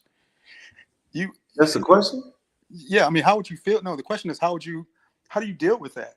How would you deal with that? Look, man, I done spent millions of dollars, thousands of dollars. I'd have been broke. I'd have been pick a cigarette off the ground broke. Trust me, all in between. And at the end of the day, money talking, bullshit walk. If I got the bread, nigga, I can go where I want to go, regardless of what you think. And as a matter of fact, you ain't even got to live in your country club, nigga. I got enough money to make my own goddamn country club. I don't know what to tell. I don't know what to say. I'm using the example is that. But he's basically saying that you have a ceiling that you have a ceiling that you don't even know about. You're not even aware of. Yeah, necessarily the ceiling is on your mind. For me, right? I'm telling you I represent an example of being in spots and all between. And the only ceiling that there ever was for me was in my mind, yo. That's what I'm saying. Like, you're right. There might be things in society that we will never be able to be the Rothschilds, or you will never be able to, you know what I'm saying? Okay, that's a possibility. That's fine, right? But I'm saying, but we talking about your self-worth, right? We talking about being able to move in spaces, having enough money to do what makes you feel good. You know what I'm saying? So I mean, look, can't nobody stop you from doing that though. A janitor can change the pace of his life by educating himself, right? And doing something different. So maybe he's only wired to be a janitor, but maybe he could own a janitor company and bring some millions. That's all in the game. So I haven't seen it no other way, but yeah, like I said, how you say his name? Dablowski, am I saying it right? How you say his name? Sapolsky. Supposed to. I'm saying, I'm thinking he having fun. Nah, he not. He did serious. No, I think he's But serious. listen, let me say this. Let me say this, Ron. Let me say this, Ron. Hold on, Sosa. Let me say this, Ron. Have you heard him? Have you actually heard him though? Yeah. I've been talking about Sapolsky. That's I've been telling that for years. Come on, yo, you know we street dudes, and you can tell when the nigga is kind of you ain't hear it? I heard pieces that he was kind of making it up as he was going. Nah, he just had a conversation. He's been having this conversation so long. My nigga. I ain't gonna let him finish. He's been having this conversation so long. A lot of what you're seeing is freestyle. No. A lot of what you're seeing is freestyle. Trust me. If you read his book, Behave, you read Why Zebras Don't Get Officers, like it's all laid out and everything. It's all laid out in his body of work. I'm saying. But what I want to say is this: because see, he's looking at it's not a 1-for-1. So let's take your situation, right? You ain't from you said you wasn't raised in a ghetto. Nah. Right. So hold on. Started out in the wildest hoods. And my mother decided without any free will to say, we're not looking like this. We're not going to live like this. We're not going to live like this. We want to live like this. And I seen her take small steps. And I seen how she did it. And I see how she got to the point from being down there on Robert Street and Eden Street. Anybody from Baltimore know what it is, right? Moving me up to Park Heights, you know what I'm saying? UCL Park, got shoes named after it, right? Moving me up to Glen Avenue, then the Rogers Avenue. Different steps. I seen her do it. And to the point where she could leave me an inheritance and leave me shit, right? So I don't understand nothing else but that. That's all I'm trying to say. That's my point, but that still speaks to my point, though. Mm-hmm. Just your example. Being in that position is not a 1-for-1. Now, the probabilities of that person doing that, we know what the numbers are. We can look at a population to tell where the crime is coming from. You know what I'm saying? We can look at a population of incidents and know where psychopath is coming from. But it's not a 1-for-1. Just because you were in poverty doesn't mean you're determined to be brain damaged and non-functional. You know what I'm saying? It's about it's about all the other stimuli you got going along the way. So it's not a 1-for-1. But based on the like science is probability. Explain it a little bit. It doesn't mean like just because just because your father's an alcoholic and you were experienced through here, that doesn't mean that you're going to be an alcoholic. Yeah, that was Sherman said that. All right, go ahead. I got you. But it could affect another person to where they will. But if we look at the whole population, then the numbers would bear out that that people with prior alcohol, parents or father were alcoholics, passed on them genes that what I mean. And we would see the numbers bear out. You know what I mean? But it's not a 1-for-1. It doesn't mean just because you're in a situation that you're going to be that way. It's probability based on the population. So, but that's the real problem, though, isn't it? Is that the probabilities are high. I mean, the probabilities aren't low. So we just got a family of winners. Then, what you want me to say? Well, I mean, and not to talk about you specifically. I was just trying to use your personal life as an example. And her mama. And her father, you know what I'm saying? If there was all these other things. Father was an alcoholic. Grandpa was an alcoholic. One of her great grandmother could have been a goddamn warrior queen over there in Africa. Yeah, I get you. Be descended from. You feel me? So it is. Can y'all hear me? Yeah. Mm-hmm. So Sapolsky isn't the only one, right? He lays out his theory and claim very clearly in, I think, 4 books total, right? Mm-hmm. If you read Determined and you haven't read Behave, then you may not get the full gist of what he's saying. Why Zebra has ulcers is another one, right? And we talk about these biological processes, right? We understand that by definition, free will is based on a causeless cause, which means that you can make a decision that is not influenced by anything else, right? That is what we saying does not exist. What that means to society hasn't been worked out. But this is not the first time that science has put something out that has shaken up some core understanding of society. Darwin's evolution, right? The theory that Darwin put for natural selection. That wasn't an easy ride to take, right? And there was a lot of debates about it when it first came out, right? Still, yeah, right. Einstein, right? He mocked one study, says that what do you say, nature doesn't play with chance or something like that. And at the same time had this so this is the triune brain. We look how many people talk about higher and lower self, higher frequency, lower frequency, right? Mm-hmm. Reptilian brain, you got to get out of that lower self brain. So these concepts are intertwined in our society, and right now we may not be able to see what it would be like without those thoughts, without that being, because everything we've seen so far has that in it, right?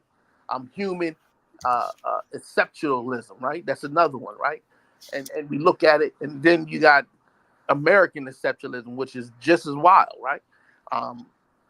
You see these things intertwined in our society. So when you say, okay, these things aren't real, that's a very hard to picture what that would be like without us knowing it exists, right? So you really can't see that. But what we do know at this present time, right, is that if you believe, the only way you can have free will is to believe in dualism. And we know that dualism is a wild concept, that somehow or another there's some immaterial part of human beings that exists. And if there is no immaterial part to human beings, and that everything is based on matter and material and the 4 fundamental principles in physics, then there is no place for free will. Free will came into the conversation from social, religious, and philosophy. Yeah. That's where it came from. It didn't. It never was part of the scientific conversation. Say that again, bro. Say it again for us. I said that Free will. the free will concept and ideas came from social, religious, and philosophical understanding. It never was part of the scientific conversation. Great point, yo. It's a great point. That fixes a lot. Remember, I kept saying it probably don't matter. It's probably religious anyway. Yep. And one of the things in the conscious community that even I've noticed, and it's something that you said actually the other day, I see, being new to this community, watching it from a distance but not really participating, it actually strengthens my belief that there's no free will, because one of the things that I've seen is you look at these people that go from, they're Aboriginals, they're Moors, then they're Muslim, then they're Dr. York, and they're all of these different things. And you would probably think that that person is making that decision, but I don't necessarily think so. Yesterday, you were talking to, what's that guy's name? He was doing his DNA test on Sonetta, Real Thought. Real Rap. And Real Rap. Yeah, Real Rap. Matter of fact, shout out to Real Thought in the chat. The reason why I said Real Thought 910 is because in the chat he's cooking right now.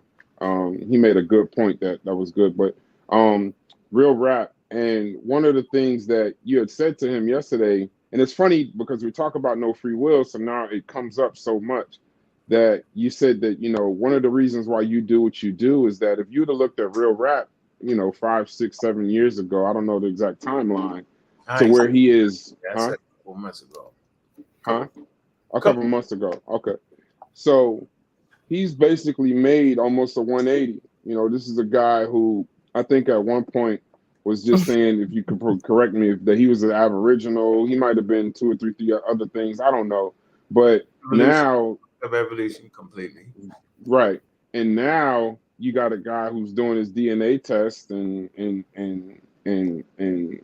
recognizing certain things about his paternal haplogroup and maternal. I watched a little bit of when he was talking, then I had to leave because it got messy.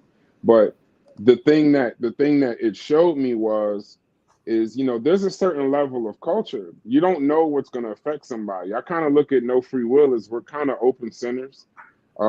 Genes and the genes are affecting us, causality is affecting us, but then even to go a step further, you don't know what domino pushed these people from these things. I mean, y'all know people that were Islam, 5%. They've been in every single group.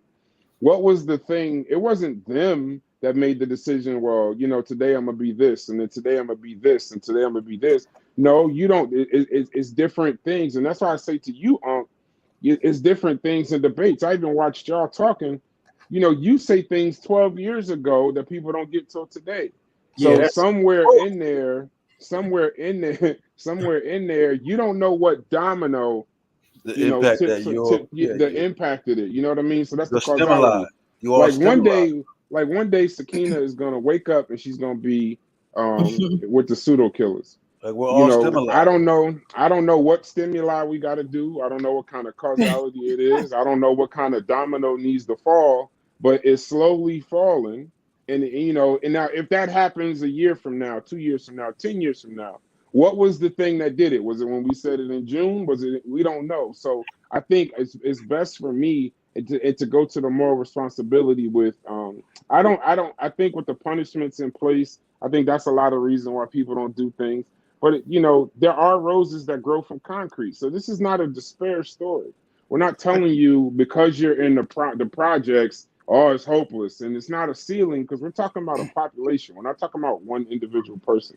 So there are people that make it, but if you look back in their history, and we had this conversation with Unc. That was a private conversation, but we had this conversation with Unc, and a lot of people. The most despair they have is, well, I did this and I did this and I'm the reason that this happened. That's a tough thing to grasp, that you really didn't have much control over it. There were certain things that happened to you, culture, genes, different things that someone said to you, like when landed, Brad. You keep. No, I'm gonna land it. I know. Because I ain't really get. It's like 9 of us up here. I'm actually about to get off.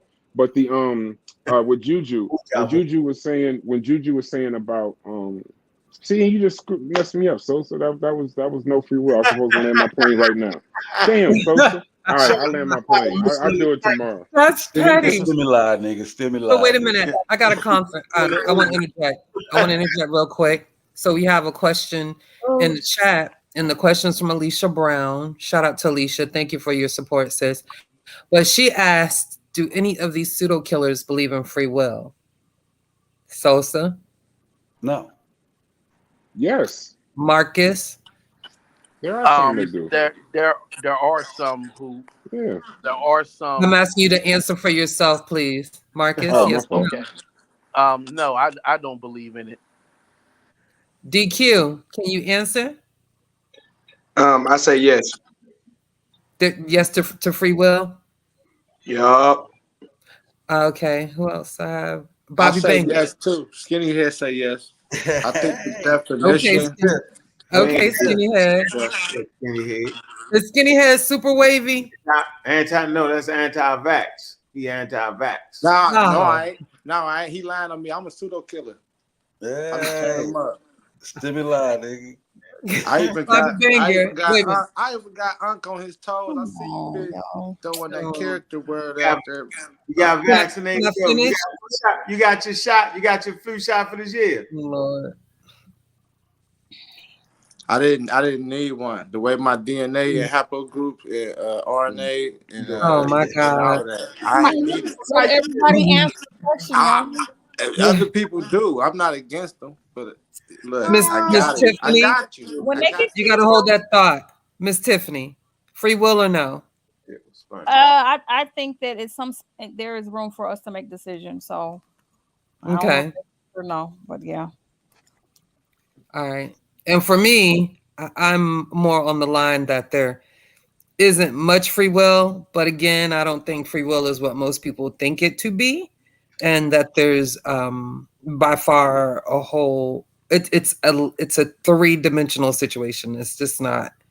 It's just not a clear cut and dry type of thing. And the more we get to know better and we can understand better, then we can do better as far as, you know, that whole concept.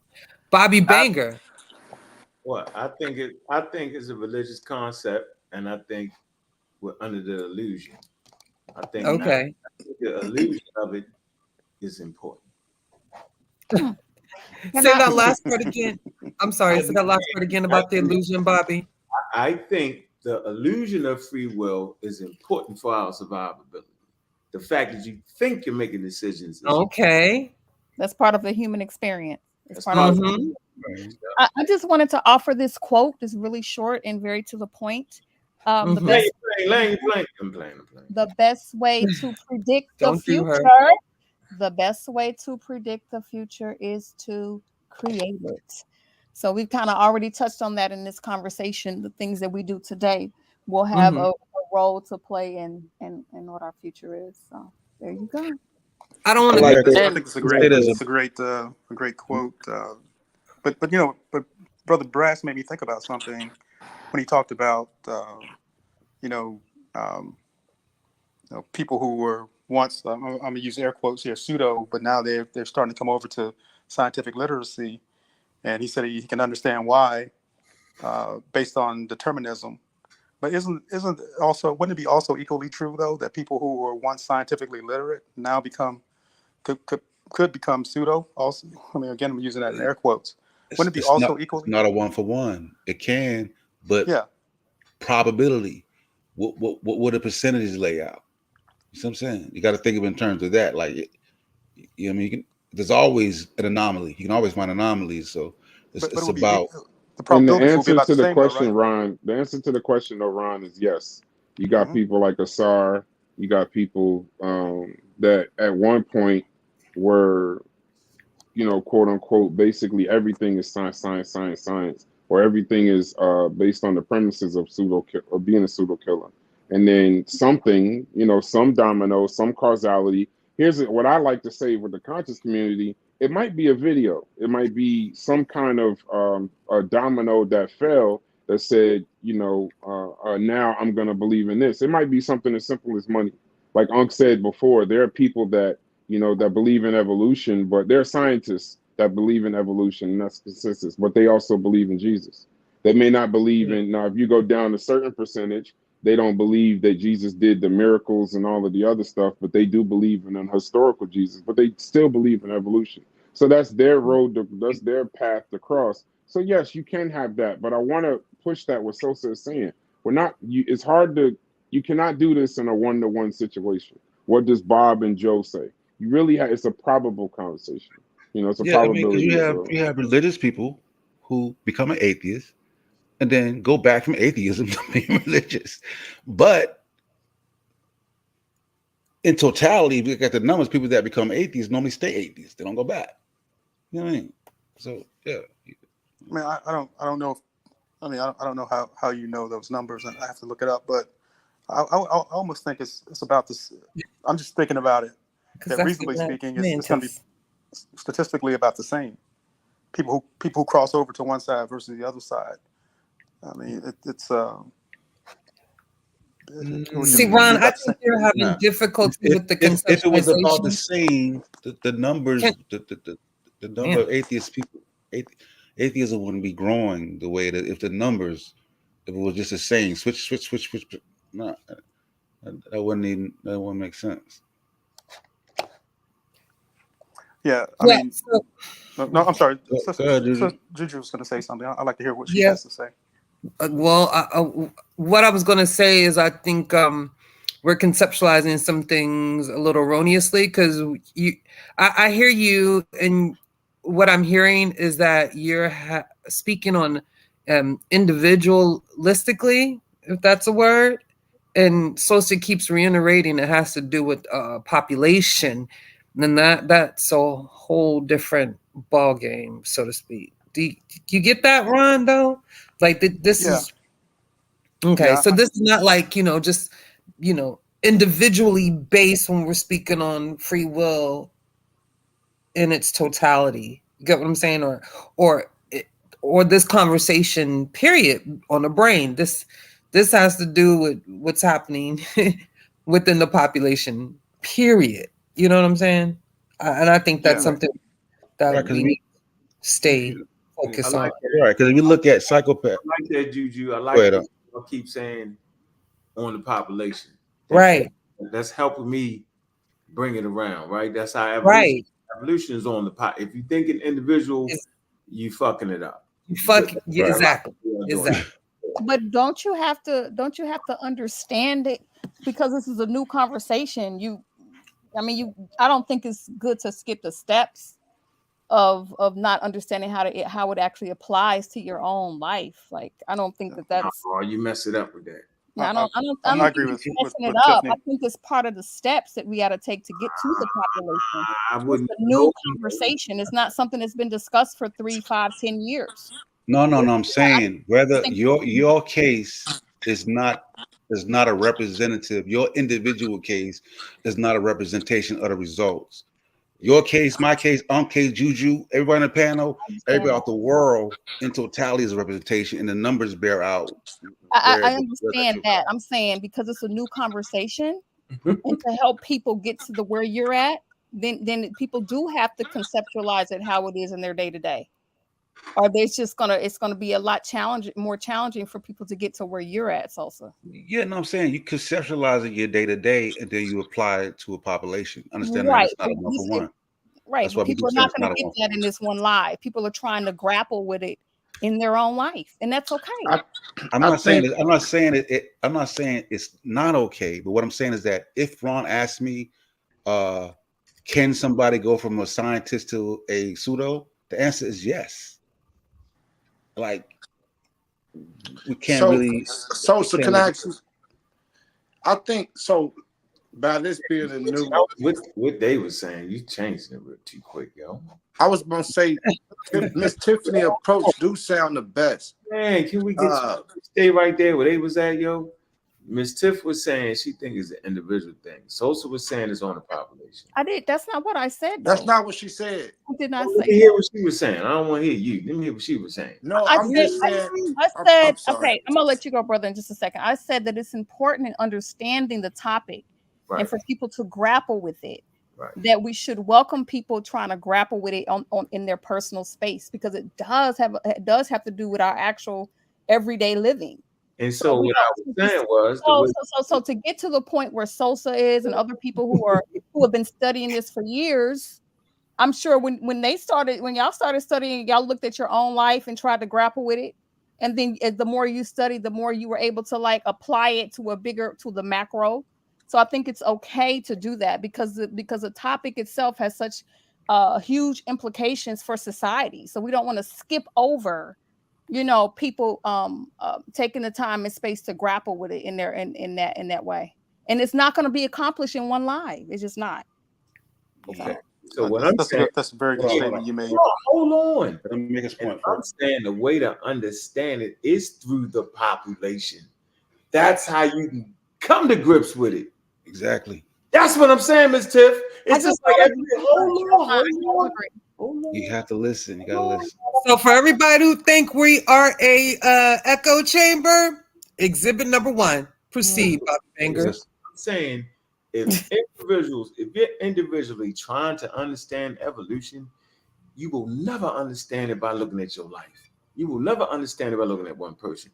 You can only start to grapple with it and get it if you look at it on the whole population, yo. I promise you. But this was different. I listen, but I disagree. Go ahead. I disagree also. But that's why I keep saying, like, I give you an individual story. I said, well, what if a person, that's an individual story, and then that story is applied to 1,000 people. So yes, there will be some people who have an alcoholic father who won't be an alcoholic. But when we apply the scenario across the board, because you have to, in order to get it, you have to apply it across the board through a population, and the numbers will start to bear out that a person with an alcoholic father tends to become alcoholic based on their genes, so forth and so on. They're more predisposed to becoming alcoholic. I mean, that's the best way to do it. The population is made up of people.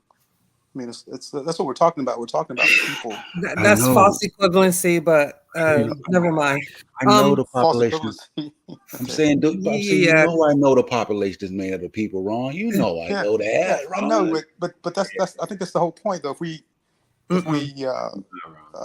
try to make it this huge this populational discussion, I think the individual will somehow be missed. No, I think all the individual, right? because even Polanski said this. Robert Polanski said that. He said that 95% of his he said yeah, you know, I've come to terms with this, but 95% of the time I live my life like I have free will. He said, yeah, I believe that I earn my degrees. I believe that I earned my status in life. I believe that I earned this big house. I believe all these things. I believe that I chose all these things to get to where I am. So he's applying it as to an individual level, but no, Ron, that's the end. But for him to understand it, he has to look at it through the population. That's the point. He's saying, as for himself, right? That's what Ms. Tiff really trying to say. For me, for myself, I need you. But for you to understand the whole idea, period, you have to look at the population. I'm sure when this subject is taught in school and universities, the professor is not diminishing how this affects people in their individual. I'm sure they spend time. I'm sure they spend time in that piece. It's not like evolution, because this is something. Evolution takes place over millions and millions of years. But not necessarily. But our come on. But our day-to-day actions are actually happening in real time. So it's not fair to compare those. You know what? He got you with that, because you know why? Sosa is talking about evolution. You know what? I swear to God. I'm talking about epigenetics can happen in a generation. Don't do it like that. It is. Things that can affect you and your stimuli can affect you within seconds. It can affect you right now, in the minute. It doesn't have to. But what I'm saying to you is that I'm not belittling somebody expressing to me their individual stories. Like what I'm saying is, like, Ron, if you grew up in a household and your father was abusive and you're not a psychopath, what does that mean? Nothing. That just means that you didn't become we can't get any information from that. We only can get information when we take it and apply it across the board. But that doesn't mean that your story is irrelevant, and I'm not belittling you because of your story, right? Now you say you think you earn and you achieve everything, right?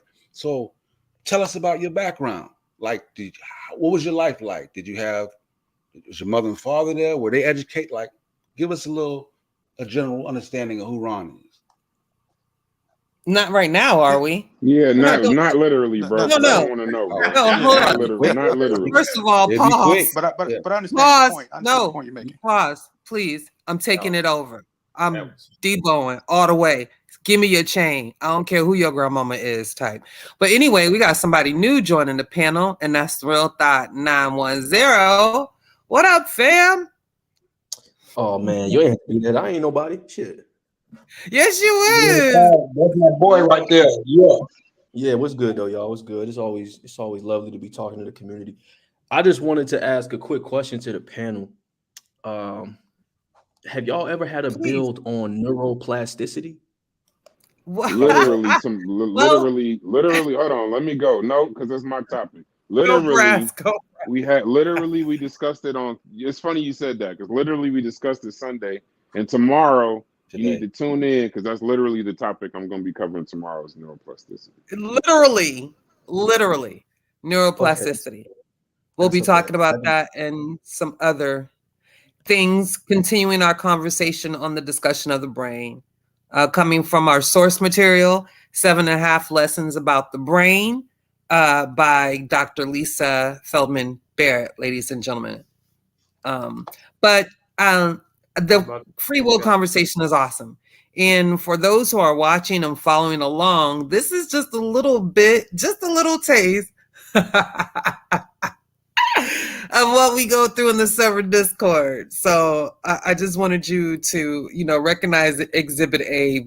We definitely are an echo chamber, and we definitely usually always have opposing views on scientific matters, on matters, period. This one is particularly tricky because of, and I agree, Ms. Tiffany, the philosophical implications to the conversation.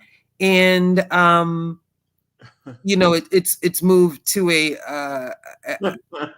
scientific level because there is science in this. We're not speaking on this subject matter because it's a philosophical point of view only, okay?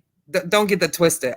Me in particular, and I know Sosa and Marcus, because we help produce the other brain shows, this is a conversation dealing with the evidence that they have thus far to support the statement that we don't have free will. I hope that makes sense to the audience. Bobby Banger, you wanted to say something because you was laughing, but after you go, Bobby, then I have a question for the panel. Go ahead, sir. I'm just laughing at Miss Tiffany. She having fun doing that shit. Don't be messing with the lady killers, because we're gonna chop you up in that Discord. It'll be nice for now, but so wait a minute. So the population of anything is made up of individuals. Oh Lord. No, I'm just saying, like, that's right. So then why doesn't evolution occur in an individual if the populations is made up of individuals? Like I said, I'm sure professors are not doing it like y'all trying to do it. Lisa said, "Leave Miss Tiffany alone." I'm sure they are.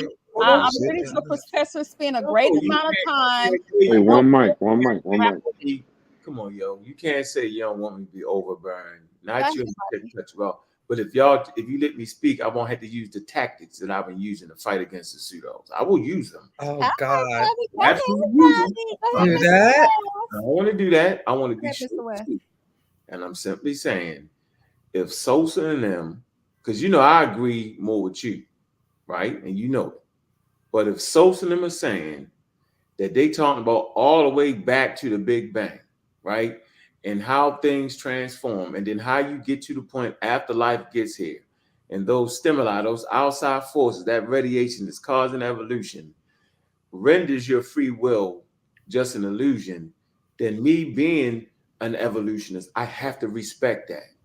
And the way I understand that is by looking at the total population. As an individual, I have to look at the total population. And looking at the total population, I understand me, the individual in that population. So I don't know what professor would have everybody looking at themselves, because once you're just looking at yourself, then you be saying, hey man, I thought I made that motherfucking choice. And you start cracking the jokes. Boy, I know I didn't make that choice. And you wow with it for real. And I kind of understand that. So as I look at it on a whole, right, it makes more sense. That's all I'm saying. May I say this? When I listened to Robert Sapolsky talk about it. No, you may not. He actually said that he takes office hours with his students to help them grapple with it. Yeah, that's different. He takes time to allow them space to do that, because that's important in a conversation like this. Yeah, nobody's saying not to. I hope you're not thinking that I'm making them rush to free will. That's not what I'm doing. I feel like there's like these purpose just now. That's not fair. That's not. I'm doing what? What? You just switched the conversation dynamically. Yeah, that was wild. That was a good tactic. That's wild. I'm gonna come back in and Debo again anyway, because what was she about to say though? I'm gonna give you that one, Mr. If you think that I was doing that wrong, if you think that that's what I was doing wrong, I apologize. That's not what I was trying to do. I apologize. If you took it that way, I apologize. If you took it that way, I apologize. Nobody meant that. Well, that's okay. That's how it. Yeah, and also I will say this. Not everybody, because we're all individuals, not everybody is going to come to an understanding of this subject matter the exact same way. We're not a monolith. Some people may learn it better by studying the population, like Bobby and a few others. Some people may be able to learn it better by understanding how it applies to their own personal life, and that's okay. Now you're back to where you're error. You cannot learn it. You absolutely cannot learn it on an individual level, because it's like testing for a virus with one individual. That's not what I said, Sosa. I said coming to an understanding of it. You can't. Right? He's talking about the comprehension. Y'all just like, see, because you're zigzagging. Relate to the public. No, you're zigzagging between you as an individual, how you feel, to then an individual and looking at the result on an individual level. Like, that's why you're like crisscrossing the conversation. Like, it's crazy. No, y'all missed my point. I'm gonna try to make it again. I think no. I know. Let me make my point again. Y'all been doing this for so long. It's like y'all out of touch with your public. I am. Let her go. Bobby Bengio, please let her finish. Shotgun. How do I please stop my camera? I'm asking you, what the hell? How do you stop your camera? How do I get off this camera? I don't know. What you want me to do? Cell phone. I want to do like this. But you can't. You cannot force people. Everybody doesn't even learn the same. Some people are visual learners. Some people need pictures. Some people need to be read to. Some people need to look at graphs. That's the standpoint that I'm saying. So some people may be able to understand it better. Y'all, you know what? No, finish, Miss Tiffany. She's gonna say that some people gonna be able to. And it's gonna be the part let her. Let her. That last part, and I'm gonna finish that last part and stop. Y'all pseudo killer old tactics, because y'all just can't hear. No, finish that last part, because you're not understanding where I disagree with you at. That's why we're having a disconnect. You I'm saying that individuals, because human beings are all different. We're not all the same. So even in learning, everybody doesn't learn the same. Now we can all agree that I can agree with that. Okay, so that's all I'm saying. I'm saying for some people, they may have to start here instead of there, and we all meet at the same middle. I don't disagree with that. Okay, that's all I was saying. But you said what we were talking about is trying to learn it and understand it from an individual perspective. This was where the line was being drawn at. You cannot understand the conversation in terms of the information from as looking at the data on an individual perspective. But that's what we're talking about. We're not talking about the individual, how he might learn it tomorrow. He might learn. That's not what we're talking about. Like that's a whole nother thing. Like, we agree with that. Everybody's not gonna get it tonight. We already know that. We know that. I was not making that argument. So just to be clear. Let Marcus get in there. I understand how the transatlantic slave trade has affected Black people to this very day. Like, I get that on a population level. So I understand that. So that's not the argument that I was making. I was just saying that people right now in this conversation are going to have to come to that space where everybody is at the middle. You know, they're not going to all come to it in the same way. That's all I'm saying. Cool with that. So, Marcus, I want you to make the statement, and then I want to ask a question, because I kind of want to redirect the question. This is getting spicy, you know. And who's this other? Hey, Juju, who's this other person next to Unc too? We got another guest. Let Marcus make it first. A statement. Yeah, go ahead, Marcus. So I am nobody, brass. I am reasonably sure that this subject in conversation is not easy. It's not a simple walk in the park. And I can assure you that there are going to be individuals who are going to struggle both mentally and even in some social environments about this concept. There you have people who have been hurt, abused, and to have this conversation and say that those who had hurt you or abused you was not at fault, that it was part of an evolutionary process and determined based on that, is a hard concept. That's not easy to say. It's not easy for you to tell a native group of people that their story of creation is false. It's not easy to tell people that you're a primate, right? It's not easy to tell people that you are just a speck of time, and that evolution is still occurring. And in 2,000 years, people are going to look back at your bones and wonder how you behave. They're not easy concepts because society has structured itself based on assumptions, and these assumptions are ingrained. One of the key statements that I love that Lisa Barrett says is that social reality bleeds into biology. Mm-hmm. And so we walk out day by day under the auspice that people are going to follow the rules, that people are going to behave themselves in a way that is good for society. And if they don't, there will be strict consequences based on that. We live our lives based on that. And then here come scientists saying, y'all wrong. That's not easy to accept. No scientific theory on a cusp is really easy to accept. To accept the world is round is difficult for some people. Why? Because everything they see says it's flat. And so this is not an easy conversation. Sapolsky, Harris, all of them, Krauss, all of them challenged with this. They will tell you that they're not sure the social implications of that. Even in the book Determined, I've also read it. I'm going to read it again. He talks on the difficulties of the social implications. That is what he's saying. And I don't think we would do the conversation justice by ignoring it. But one thing that I have noticed is that we forget is that it's based on the evolutionary process, and evolution has change in it. So I think sometimes people think that because we're saying that things are determined means that things can't change. And that's not the same conversation. We have the ability to learn. I'm on my cell phone. So I'm going to get off the cell phone and I'm going to come back on my laptop and I'm going to share my screen and I'm going to explain about how the brain processes and learns so that you can understand that this is not a determination as if we can make changes now that gives our brains the power to make better predictions and therefore raise the quality of life. Can I build with him on that real quick? Who is that? Real thought? Yeah, so Go ahead. this is mostly to the people who don't agree that we have free will, right? Do you think that maybe that's only a current position? Like, we talking about neuroplasticity. He just mentioned how society can bleed into biology. We all know our habits, our trauma, our heritage, all that stuff can change our brain, right? So if that's the case, and this is just a question, if it's pseudo killing,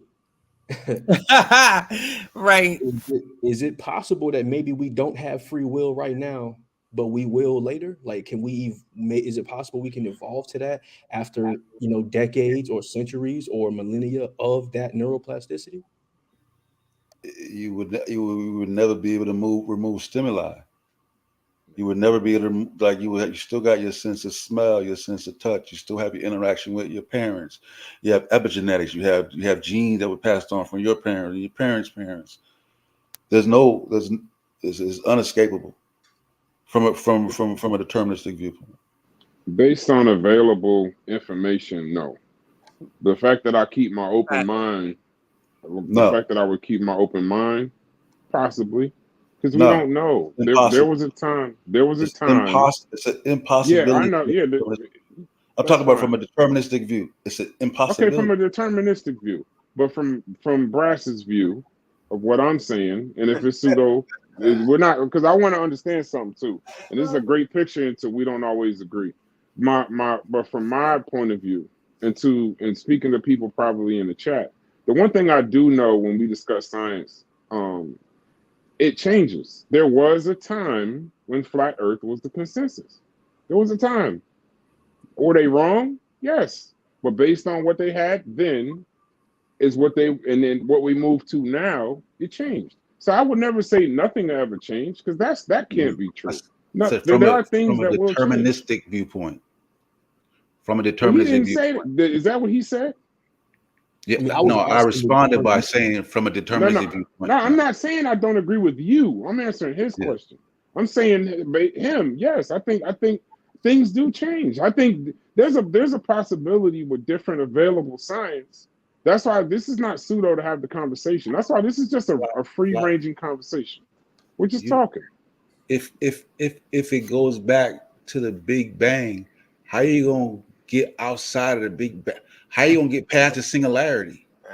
Because I think because here's another thing. And then now so you know what, Sosa? You know what's going on, Sosa? First off, I'm not going back to the Big Bang with you. You're welcome to go by yourself. What I'm not gonna do, what I'm not gonna do is this. I'm not gonna sit here and let you, Sosa, tell me that things don't change. I don't care what you say. So you can keep saying it. Listen, hold on, let me finish. This is something you can cut me off and do whatever you want, but just listen to what I'm saying. I know that things change. You could say deterministic. You could start bringing up Big Bang, evolution. Just don't bring up Black Egypt. The man's question was this. The man's question was, can it change? The answer is yes, because it can.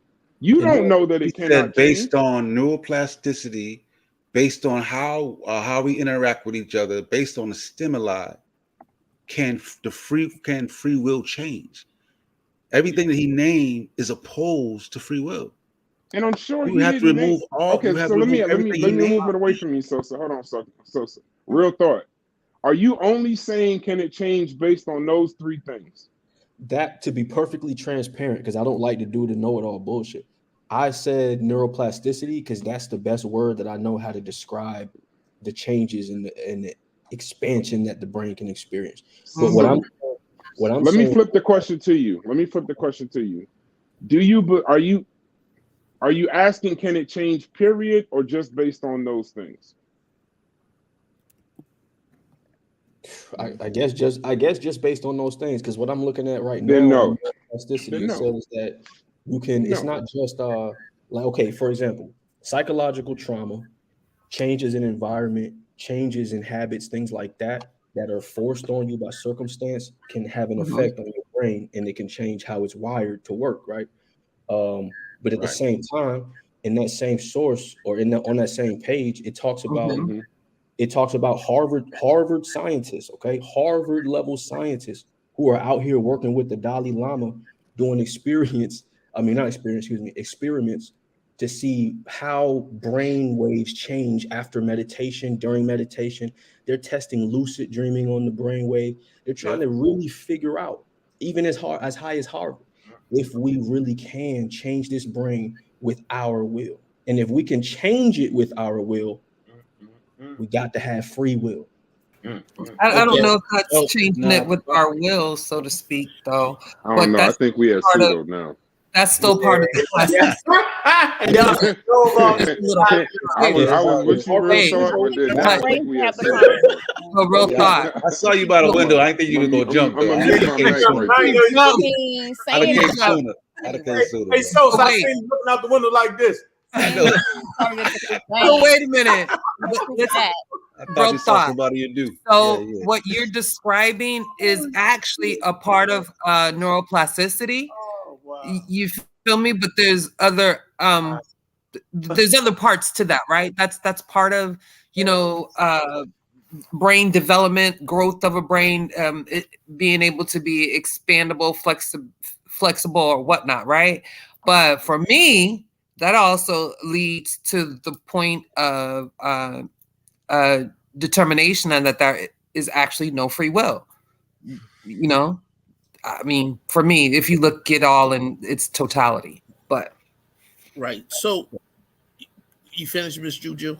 Yeah, I'm finished. Go ahead, clean it up. So yes, that is going on, but that is not in the concept of free will, right? Right. What they're talking about. So there's something called a default network, right? And it's a state that your brain is in when you aren't really focused. Like it's that part in between of have you ever been driving and you think you hear, and then you all of a sudden realize you like streets ahead, and you don't really remember how you got there, but you still was just driving. Like it's that stage of brain processing that's called the default network.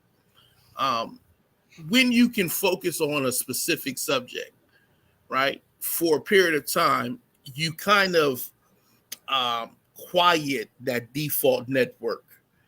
That's what they're working on. That's what they're talking about. And if you want to, I can post some sources about that. But that in and of itself is not free will, because free will is without impedance. And I think that's the part that people forget. And that means there's no causality to it.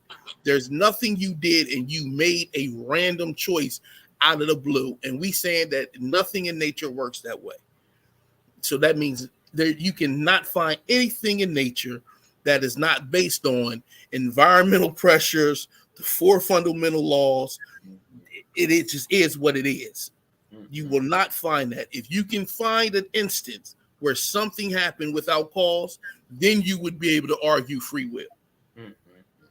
If that's where you're coming from, I'm in agreement. Because all the stuff I just mentioned, right, on all that stuff from that page on neuroplasticity, all of that stuff they were talking about is them intentionally trying to change the brain. Like that's all I was separating. It's like the trauma and all of the circumstances y'all talking about, all these different things, all of that happens on its own.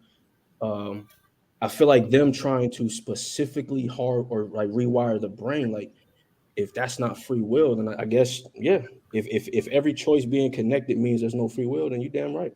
Right. So even when you meditate, the meditation itself is a stimuli. Right. That's using meditation, breathing techniques to alter your state, to focus, to harness in on something, to you have these, like when you're reading, sometimes you have like random thoughts that just pop in your head. You know what I'm saying? And it's kind of like a way to quiet the noise of the brain. Go ahead, Marcus. Yeah. So I think we assume that means that you can't learn, but the fact that they're doing it tells you that there's no free will. Like they know that these processes do this thing, and now they're trying to implement it to the best of its ability. They're trying to they're trying to quantify what is actually happening when they do it, right?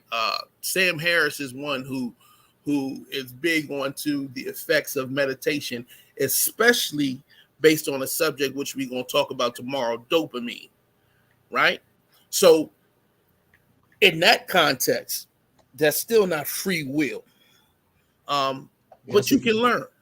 So I'm going to share, if you give me a few seconds, I'm going to share my screen and give you an example of what I mean by you can learn and how this learning process happens, so that you can understand exactly what the stimuli is. Like, because I think sometimes we hear the stimuli, we're like, okay, well, where is that at? So, but when you put it in the context of what I'm going to show you, I think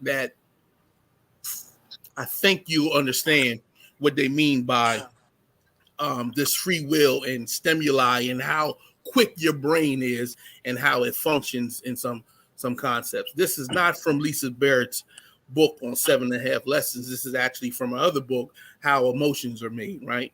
And it's one of her prime examples that she uses. Robert Sapolsky, he uses I think we did it in the Discord when I tried to tell people not to hear me say the alphabet, right? He uses that example of being able to control stimuli. So, Miss Juju, let me see if I can. Real quick for you share your screen. Once again, what you hearing Sosa and Marcus and them say, they talking about evolution. And the only way you can understand evolution is through the daggone population. That's not misconstruing what Miss Tiffany is saying, how the individual has to come to understand it. Meaning, like, should you use visualization? Some people learn visually. Some people learn through reading books, right? See what I'm saying? So that's not taken away from that. We saying, how do you understand the process that they talking about? It's through the population. Before you explain, Marcus, I just want to take this time just to remind everybody to please come back tomorrow, Sunday, at 6:45 p.m. right here on Pseudo Killas for our next discussion on the brain. This was an impromptu conversation to get others involved, to allow others to ask questions, to allow a more comfortable environment, to really have an panel. Tomorrow's conversation will be more constructive, where we have certain individuals on the panel. We actually have an organization to the show so that we will be able to disseminate the information thoroughly and properly to you all. But some of the subject matter that was asked about, as far as neuroplasticity and some others, and I don't want to say because I don't want to give it away, we're going to be discussing tomorrow, continuing on our discussion from the source material, 7.5 Lessons About the Brain by Dr. Lisa Feldman Barrett. So just make sure you join us back here tomorrow night so we can really get into it. And we have plenty of links and source materials also for you all to dive into on your own at home for further clarity on the information. Marcus? Okay, so you should be able to see this whatever this is in front of me, right? If you look at it, most people, right, don't know what they're looking at. Can some people just type in the chat what you think this image is, and or on the panel, what you may think this image is? I can't say it because it go in the Black Egypt. Hey, that's what you see. I'm That's following the rules, man. Insect burner, you tripping? I'm just messing. Baby live powder. Wow. All right, what is it? Okay, so we don't know what it is. What is it? Miss Tiff, no.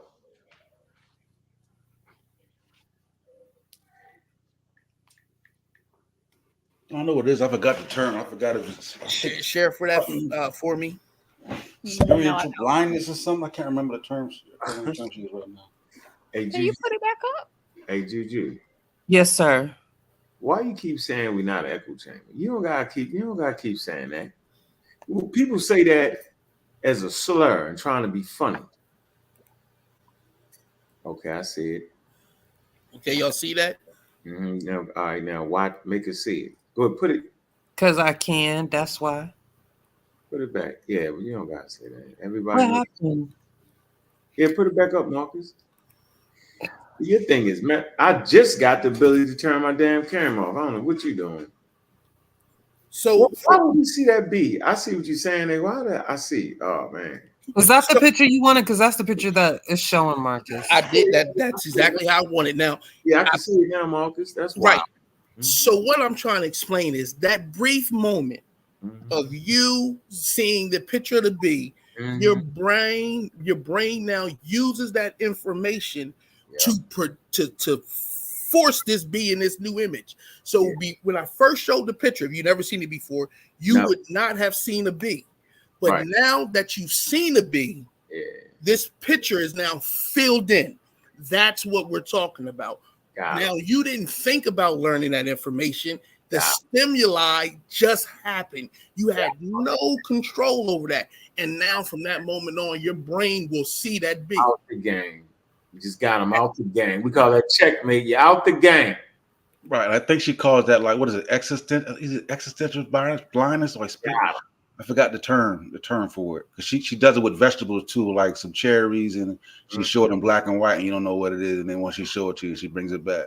Yeah. So you have no choice. You have no choice in the seeing the bee now.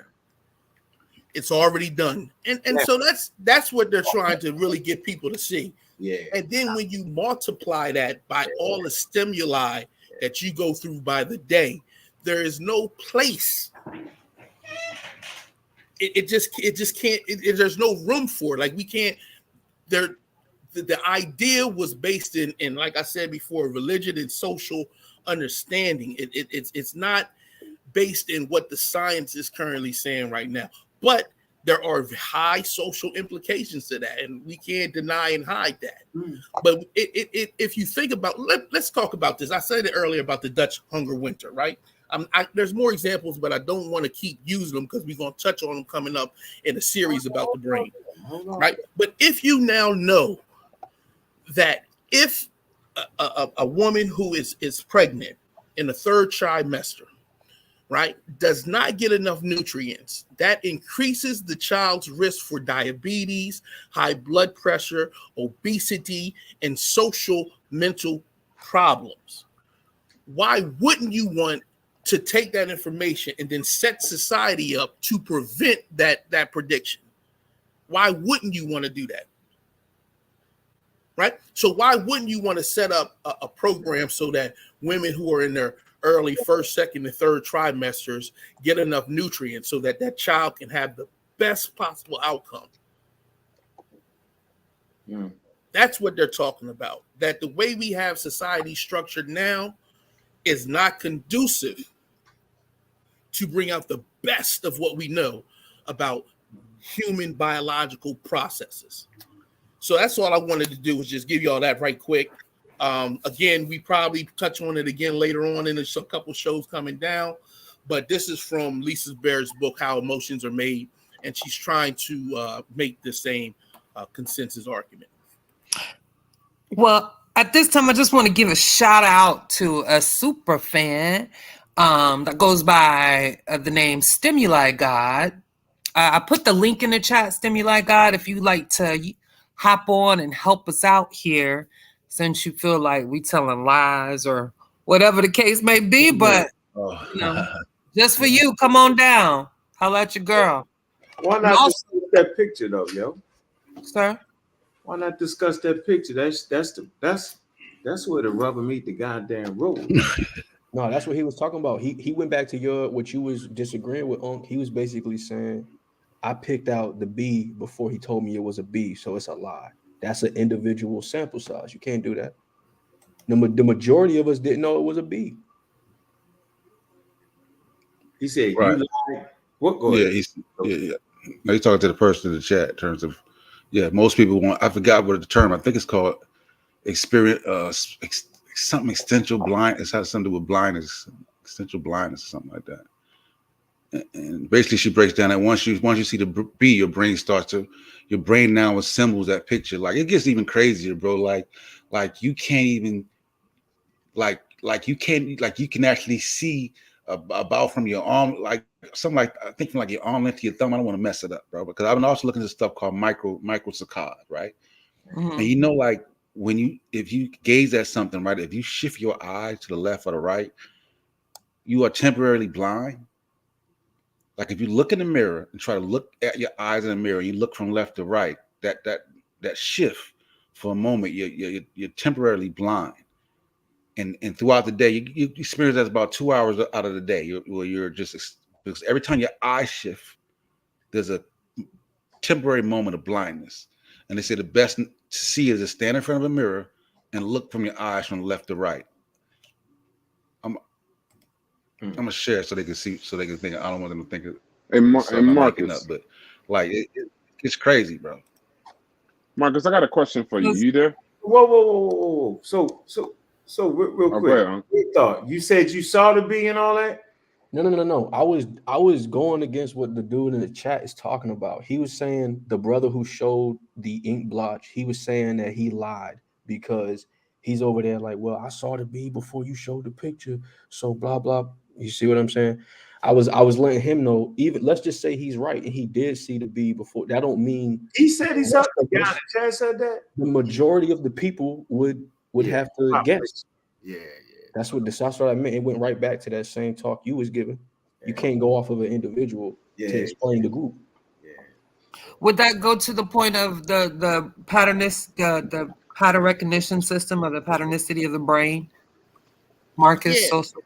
So you may have people who maybe been in counseling or may have experience with pattern. There's a study about I'm not a Russian American chess player, right? And they wanted to see how well this works, right? So they set up a chessboard, they put the pieces on there, and he was able to get 25 of the 27 pieces on the board correct, when the average person would have only got 5 or 6. But that was based on his experience in playing chess, right? And that they set the board up in a chess manner, right? But when they set the board up chaotically, where it didn't make sense in a reference of chess, he did the same as what other people do. So it's not a sense of absolute, but the point of the picture is that those who didn't know it was a bee, when they seen a bee, they now do, right? So you may have one or two people who've seen it and said, yeah, I see a bee. And, that's just randomness, right? That's utter nonsense, But the bottom line is that, I can do 1,000 pictures and you won't get them all in, and you'll still have that experience, right? Exactly. Right. So we also have someone new to the panel. We got Rasun L, awesome supporter of Pseudo Killas, and we appreciate us joining us tonight. If you want to say a few words really quick, or any questions or comments, Rasun, it's all you. I was just I got in late because I was laying down, but I was just talking, adding on to the talk about the rewiring of the brain, as they say, and I just thought that I could have sworn. You answered in the chat. That's a psychological and psychiatrical aspect or whatnot. I ain't really got to go too much into it. You answered in the chat or whatever, but you did say come on link, so I hit the link. Oh, that's what's up. Yeah. So I wanted to get in a few more things because we also wanted to talk about some things that would be considered, that most people, common knowledge, would consider it to be true or fact. But from what we have learned, what we know now, we know that it's pseudo. So I have a few questions for the panel. As far as a little bit off of the free will, because I mean, yeah, we're like an hour and a half in, 2.5 hours in, believe it or not. Yeah. But if we can get this out really quick, because this was part of the point of the show that I definitely wanted to cover. So for the panel, let's talk about this right brain, left brain mechanism. So when they say you're a right brainer or a left brainer, or, you're more, how should they say, logical if you're left-brained, and you're more artistic if you're a right brain. Anybody have any points or anything to add to that? It's all myth. It's all myth. The brain is made up. Is it a million? Or I don't know if it's 128 million, 120 billion. One of them. Billion. I'm not looking at the billion. Is it made up of 128 billion neurons acting as a single unit? Anything else is pseudo. Anything else is wrong. Anything that you need to cope with your life, go ahead. But I just want you to understand that you're understanding it from a false premise. These are things you got to understand. These are things that are coming from like Aristotle, Plato. These are not things that was based on the available information that they had at the time. And now, based on brain studies, and now we're not talking about a philosophical conversation. We're talking about actuality. This is exactly how it is. The brain is made up of a bunch of neurons working through, we can call it hubs, airports, clusters. I mean, you can get into the technical thing. You can watch the last show. But no, that's not true. Now, we can talk about source material and things like that. But if we're just talking about factual, it's 128 billion neurons working together as one single unit. I have a question. Yes, Miss Tiffany. Shoot, go ahead. Depending on the area in the brain a person has a stroke in, the possibilities or the consequences are different depending on where that stroke happens in the brain? Well, yeah. Go ahead, Sosa. Yes, it relates to the conversation that we was having about hubs when we're talking about airports, right? Like so to kind of get it, like if you're, say, an airport in, say, Charleston is a small airport, if that airport goes down, the consequences wouldn't be dire, because there you have the big hubs, Atlanta, New York, so forth, so on. But if some damage happened to the Atlanta airport, which is a transfer point or a huge hub, then the damage would be more catastrophic. The repair, and so in that situation, there's certain areas of the brain that once that damage is there, we are unable to, at this particular point in time, to do anything about it. That would be some things like Parkinson's disease, Lewy body dementia, and Alzheimer's and such. Those are damage to particular regions of the brain, hubs in the brain. Yeah. So then, okay, where we may not be able to say right brain, left brain, that doesn't pan out. We can't agree that not every area of the brain is responsible for the same things, even though it acts as a unit. So therefore, if certain areas of the brain go offline, a person may not be able to speak again, as opposed to somebody has a stroke in a different part of their brain. They probably will be able to still speak, but maybe their peripheral vision is off. Right. Depends on what area neurons in that area, because not most neurons are like they're jack of all trades, right? So that doesn't mean that like certain neurons can't do maybe what a particular neuron can't do if it's not in a particular proximity, so to speak. But like there's certain, like if there's trouble with saying in a particular part of the right brain, there are other neurons in the left side of the brain that can do the job that the right brain does. Only if that particular damage is in the particular area, which we label as a hub. So to speak. Okay. Are there any other pseudoisms that you all have heard over the years that you all want to address right now, as far as the brain? I think we got past remember they used to say you only use 15% of your brain. We only use 50%. I use 100% of my brain, so I'm smarter than all that shit. Like, right. Everybody uses 100% of their brain. Like, right. Yeah, that's a myth. Yeah. Marcus. I think the first brain surgery was in Black Egypt. Nah, Mr. You about to get kicked off the panel. What about the pineal gland being the third eye? Your mic off, Unc. I don't know what you're saying. Huh? It's on the Rod. Huh? Can you hear me? Yes. Rashawn L. Can you hear? Yo. There we go. Yo, look in the back chat. I just responded. Let me see. Bullshit right there, boy. Right now, all right? That's bullshit. All right, got you. All right. Dang. Yeah, but somebody Jackie? No. We all went to the back chat like, hey, yo. Look in the back chat. That's all y'all gotta do. Y'all gonna be nosy. Don't look in the back chat if you ain't nosy. So what kind of free will do you really have? All right, go on the trip. Let me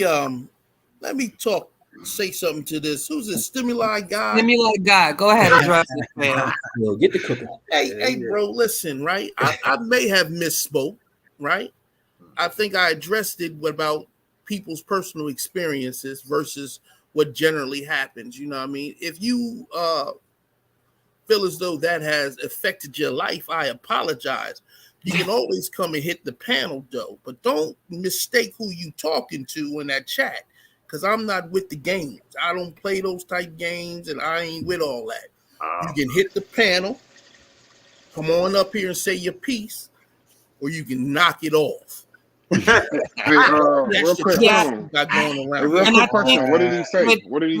What did he say? It's past and he corrected it, but I think we got to be careful when you're saying that someone's giving out bad information when actually it was just a misspoke and he corrected himself. Now, if you're not, willing to accept the correction, fine. But if you just want to be on the chat, like, aha, I got you moment, then you look stupid and crazy, because we just done a whole almost 3 hours of a show filled with valuable information. And that's just one thing that you can leech on to try to be messy.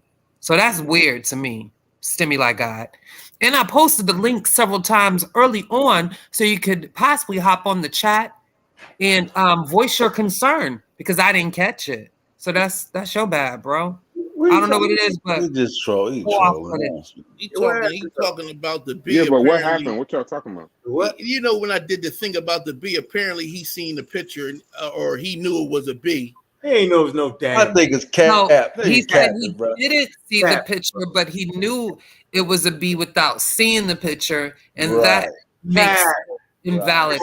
It's easy to say that shit when you ain't on the panel. You ain't got to say that. I saw it was a B. Wasn't no way you would have known that was a damn. It was a yellow jacket. I knew exactly what it was. It was a female. Like, Yeah, So you know that you know. Let's get back to the show. I don't want to get Yeah. distracted, but I So- want to make.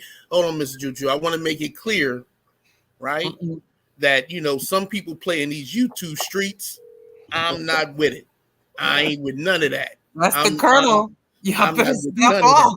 So, you know, I do this because I love my people and I want to make sure they got the best possible chance they got in getting this good scientific information. That's it. That's what I do it for. Nothing more, nothing less. I ain't with that YouTube stuff. That ain't me. So you know, keep it moving. All right, that's it. That's all I'm gonna say. I'm cool now. I'm chilling. Knock it off. Hey, I just want to say, I like this Marcus and the other Marcus, but I think we need to see a little bit more of this Marcus also. I like that Marcus. Oh, you want Colonel Marcus? This is Colonel Marcus. Yeah, I want Colonel Marcus. I like you that ain't Marcus. met Colonel Marcus. Yeah, that's kick though. That's kick though Marcus right there. That's kick door Colonel Marcus. Right?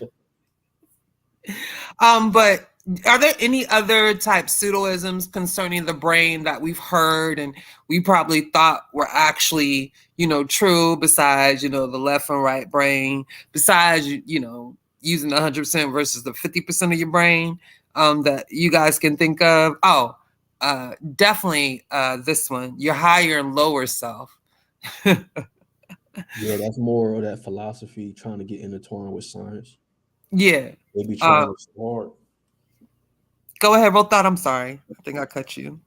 No, that was really I'm just kind of amening on that because that was what we was talking about before. Like, it's a lot of people who never really like actually study philosophy. They just throw the word around. So then they get into science or they get into this, that, and they don't realize they're mixing disciplines. Like, you just a Cartesian dualist, low key. So I'm saying, like, and that's okay. You know what I mean? If that's what you want to be, but you can't claim everything, bro. And that's another point that was made by Dr. Lisa Feldman Barrett that I like when she discussed how scientists would use metaphors and how oftentimes people misconstrue the metaphors for the actual functionality, you know, of said organ or whatever they're talking about, rather than it just being giving you a clearer picture on how that thing actually works. You get what I'm saying? So they tend to start misconstruing the metaphor for the actual function or the actual thing that it's trying to explain. You get what I'm saying? So, Yep. Yeah. Anything else, Sosa, Miss Tiffany, Brass, any pseudoisms you've heard about the brain over the years, like, you know, your lower and your higher self, which, yeah, we destroyed that already with this whole conversation beginning. And one of the reasons why conversations like this are so important for people that, I mean, I also get a sense, I'm normally in the chat on these kind of things, modding, but another thing that you understand is we're also giving you tools so that you can't get yorked. You know what I mean? Like so that you can't get you can't fall victim to these people out here saying stuff that just sounds good. You know, when someone says that, you know, I read your mind and or this is what you need to do and, you know, I need you to do this or read this specific set of books, understand that these are people that probably understand that they probably don't even believe that there's free will. So when you get taken or you get scammed or you end up in a cult or something like that, most of the times that's based on belief. But if you actually knew what was operating, you actually knew what was going on, if you actually recognize within yourself, like, you know, I'm a little bit more susceptible to a fast talking dude. You know, one of the things that religion does with preachers and things, a lot of these guys is just fast talking guys. You don't even see the collection plate going down. You know, you don't even realize, like, you know how many people for their whole life claim I'm broke, but they've been giving 10% of their income to the church their entire life. Don't even know why they're doing it. And now they got their kids doing it and they don't understand why the whole family is broke. So, you know, we're actually giving you the tools so that you can kind of begin to understand that, you know, when they say certain things or there's certain triggers or there's certain things that come out of their mouth, you know for a fact that that's not necessarily true. and maybe you could defend yourself. Don't automatically look. We question our intuition all the time. That's how we move forward. And your intuition, like Uncle say, your common sense will get you took. Your common sense will get you took more times than not. They don't teach common sense in university. I don't say stuff for y'all to agree. Yeah, I know. So I'm just saying. I don't agree with that last part about intuition not being intuition getting you took out. You do know that common sense in daily activities makes sense. But I'm saying when somebody comes up to you like a Dr. York that's been taking people for a very long time, when he comes up to you and all you use is, oh yeah, that makes sense. Oh yeah, that makes sense. That's the quickest way to get yourself into a cult, drinking Kool-Aid. Oh yeah, that sounds right. Oh yeah, I heard that from somebody else. When you do stuff like that, but that's my opinion. Like I said, there are some people that are more susceptible to being in cults than others. You're right. I agree. Yeah, that's all I was trying to say. Nothing more, nothing less. But it's oftentimes, you get that gut feeling. You probably need to go walk in the other direction. And that's another conversation. I'm not even going. Yeah, that's how healthy skepticism. Healthy skepticism. My intuition. That's a good one. So yeah, that's a show in and of itself. So yeah, you're right about that. That is. Can I say something to add on to that? Because absolutely. When Brad said all that, the first thing I thought of was my days, as a hardcore activist back in college and all that, and I got approached by the Moors. You know what I'm saying? Like, you haven't. They co-opted your believing brain. Absolutely. No, ma'am. They go on the record. Nope, I never wore fez. But he wanted to put that out immediately. Okay. All I'm saying is, knowing what he just said and being able to discern between all of that is the difference between you working with a group, working for a group, joining a group. You know what I'm saying? Like, I work with the Moors. They helped me with my activism moves. They helped me get a lot of stuff printed. They helped get me books. Hell, they even gave me a quick little scholarship for my next books for the semester. Okay. They do work. That's what I'm saying. Just like the Black church, they do a lot of good work when they not in there running circles around the Bible. They do good work. So, you know what I mean? That's what it's about. Just work with them people, but don't join up. Juju, can I say something that's gonna get me cussed out real quick? Go ahead. So let me just say, because I want to stay on that point. And I'm gonna skip Dr. York because he is what he is. But one of the in using your common sense, Black Lives Matter, and this is my opinion. Black Lives Matter, and I don't care who cussed me out. It is what it is. But at the end of the day, when you really go into that organization after the fact, and you see exactly who started the organization, you see exactly where all of that money went. When people screaming Black Lives Matter, Black Lives Matter, Black Lives Matter, your common sense tells you I'm Black, lives matter. What they did to him was wrong. So yeah, I'll give a little money for this. I'll march for this. I'll do a fundraiser for this. And then you look up later and you find out that everything that glitters ain't gold. So I don't always mean things like conscious community. I mean like they play on our own things of just blackity black. Oh, it's the black this, it's the black that. They play on that too. People in this conscious community play on that a lot. Where they do everything's got to be black. It's got to be. Oh, here we go. No, I mute my mic, bro, because I see where this is going. No, you're fine. I agree. Say, like, Black Lives Matter. They talks about that. Words. Words have power.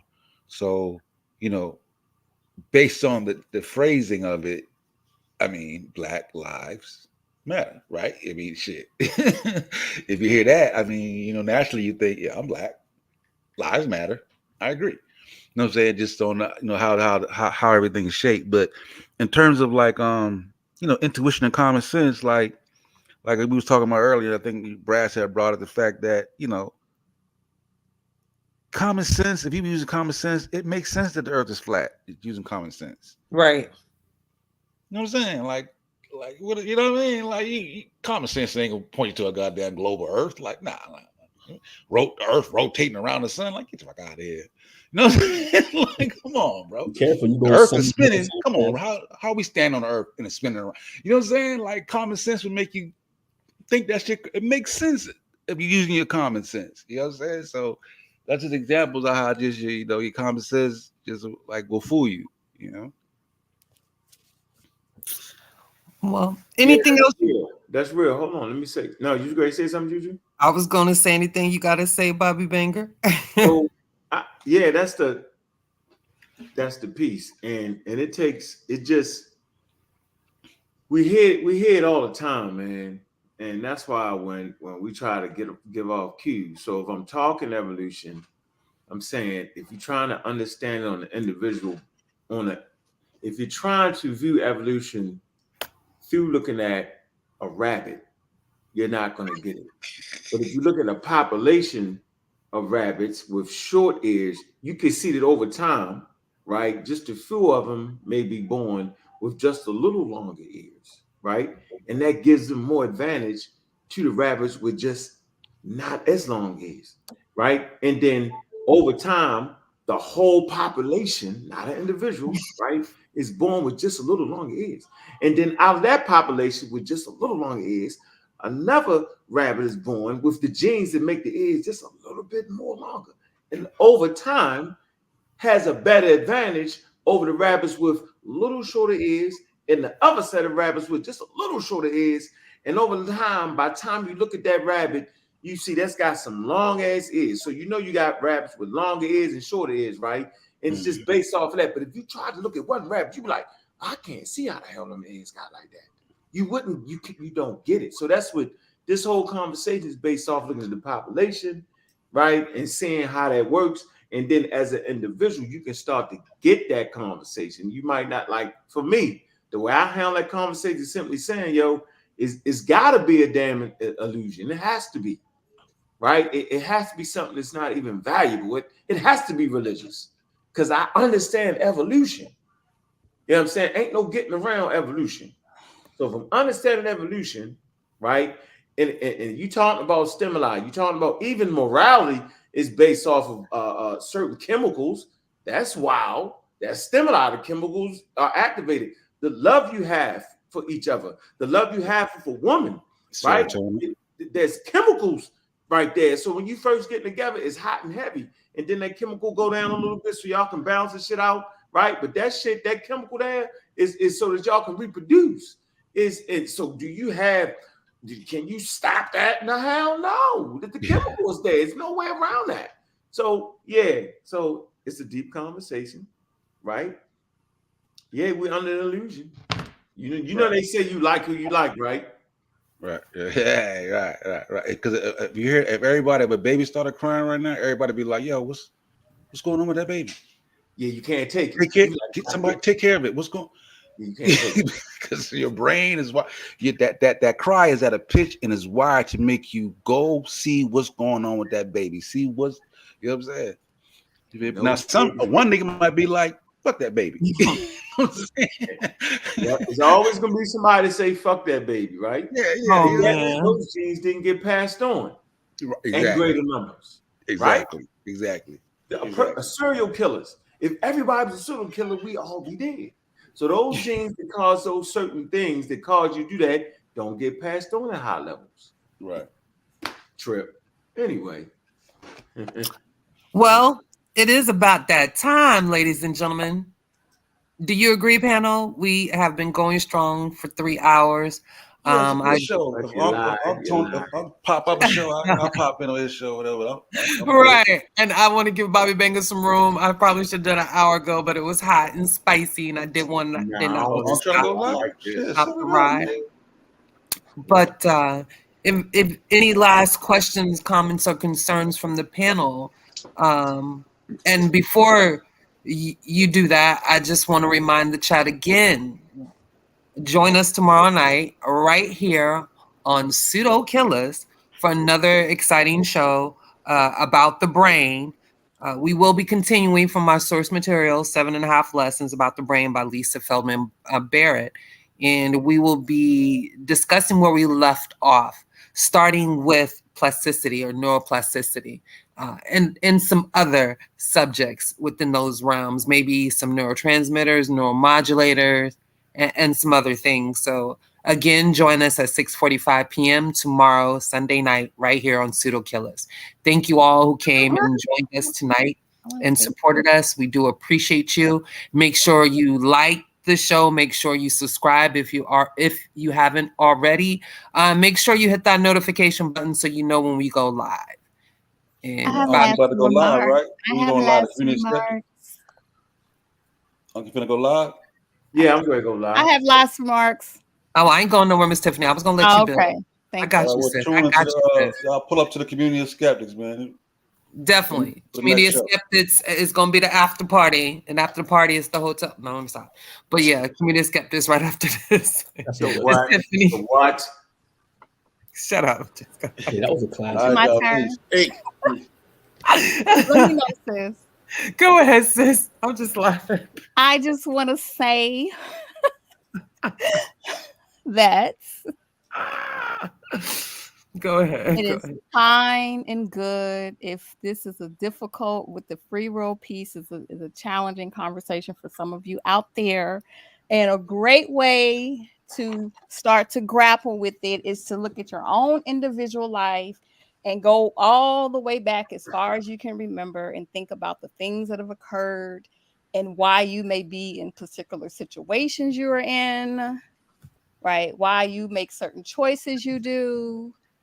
And that may be a comfortable space for some of you all to start. And then after you do that, then you can see how on a population level that affects the greater society and the implications of that. And that's what I want to do. You still trying to run that? Mr. West. Don't do it. You know what? You leave the lady killer alone. Just like you, Mr. West. You do. This is interesting because me and Sosa actually ain't saying. We ain't saying. That's cool. I just wanted to leave that with the people. That's all. You know, hey, Brass, you get my point? No, I get it. I get exactly the point. But you know what else I get? That you and Tiffany are not going to see eye to eye on this YouTube show. So No, wait. No, listen, Brass. If I'm sitting there telling you, if you're going to understand the evolutionary process, right? Mm-hmm. You can only understand it through understanding how it affects the population. Right? Because evolution does not occur in an individual.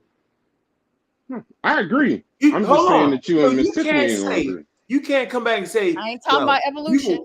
Yes, you are. No, I'm not. I'm talking about free will. No, he's saying come on, yo.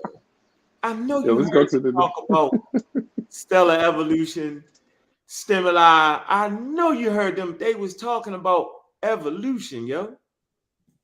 That the brain, how it evolved, right? Because it gave advantages, right? That would lead to valuable offspring. They talk in evolution, I promise you.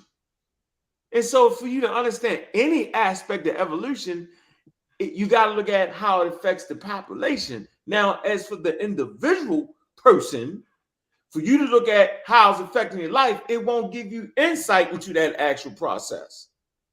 It never will. Like, I cannot look at myself and look in the mirror and say, I have evolved. We're not talking about evolution.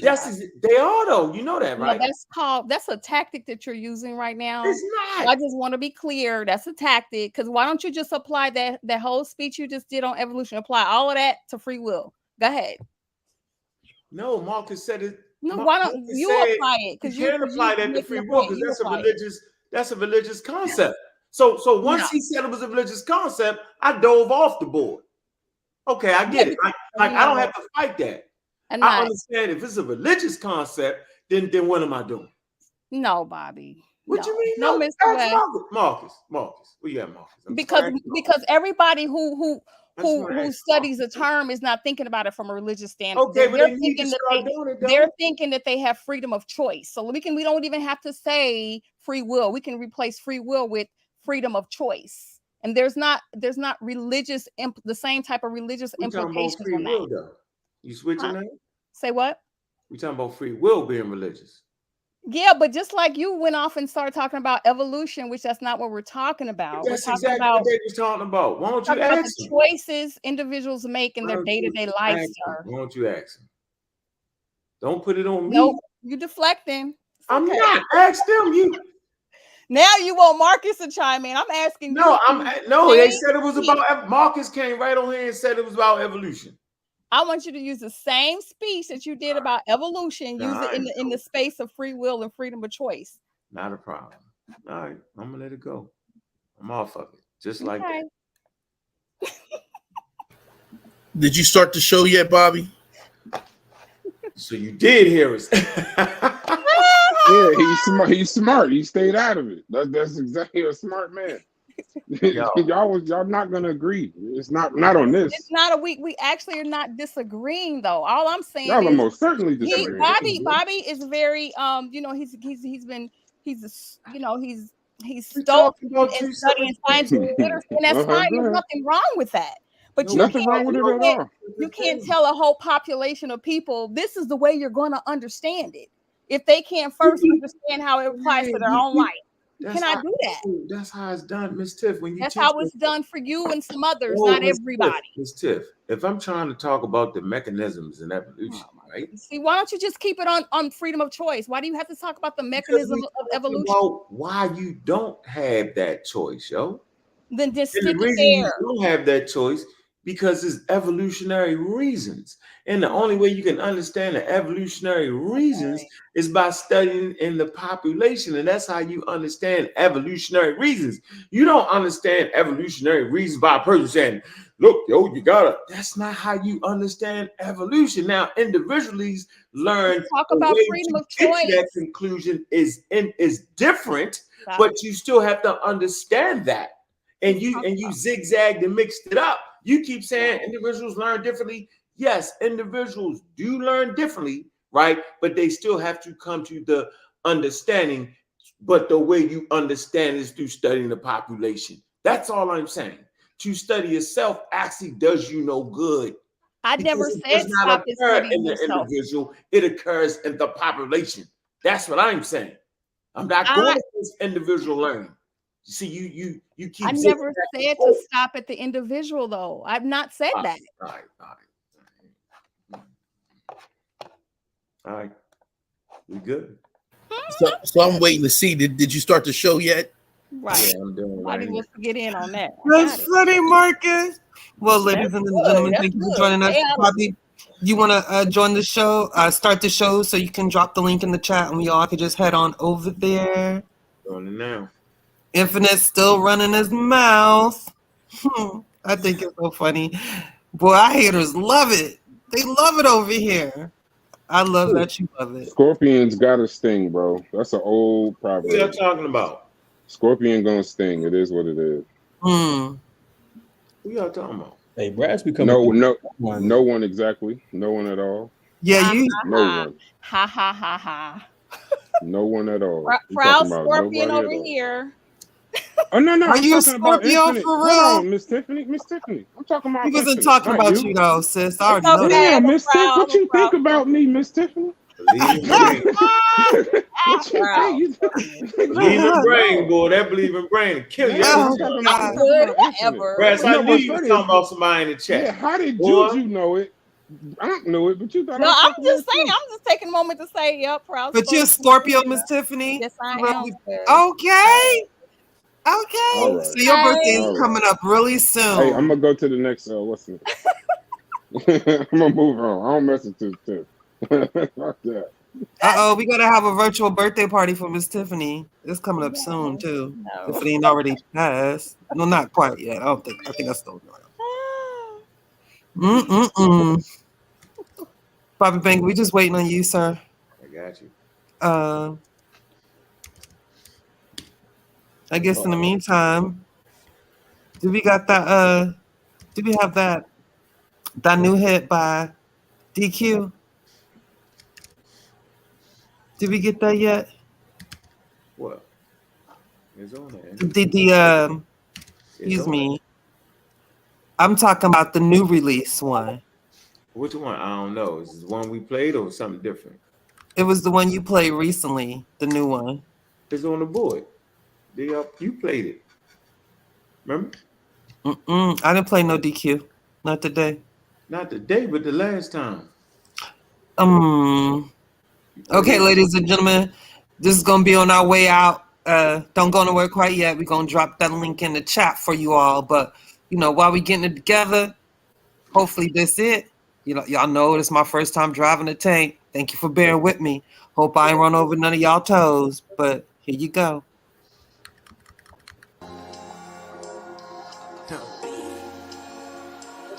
Look, when this happens, we don't kick no policy. Check. I don't even know you, but about to show you the art of breaking down all the song with 4 parts total. Over for you clowns, grandma told you. You shouldn't mess around with the young boy vocals. Feel Jack on the track, let me coach you. Potentially, my potential energy is way more than kinetic. KE talking shit to me gets no sympathy. Simplifying my symphony, wizard bomb the wizardry. 7.5 habits, his brain reacting so chemically. Yeah, it's me in the comments, and there's you talking shit on the daily. But hit the link there, never do. We with books on the daily. My Discord is a heavy crew. Tough like 4 trucks, moving weight like a Chevy do. Now tell me who think this man can test me? Better get it right. He resembles John B. Yeah, look alike. I went to your channel, I studied your views. I went to school for analytics, so I know he gon' lose. 9 views in 1 year, boy, I can divide. Let's say 2. 2 of them views was you, the rest was bots. You really just need to stop. PKDQ, I really just made you hot, and I'm out.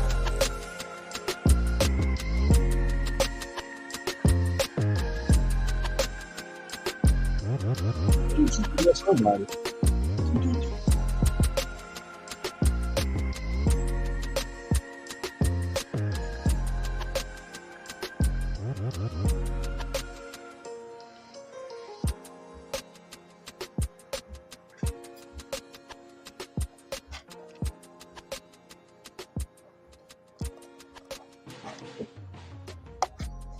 Well, that wasn't it, but we liked it anyway.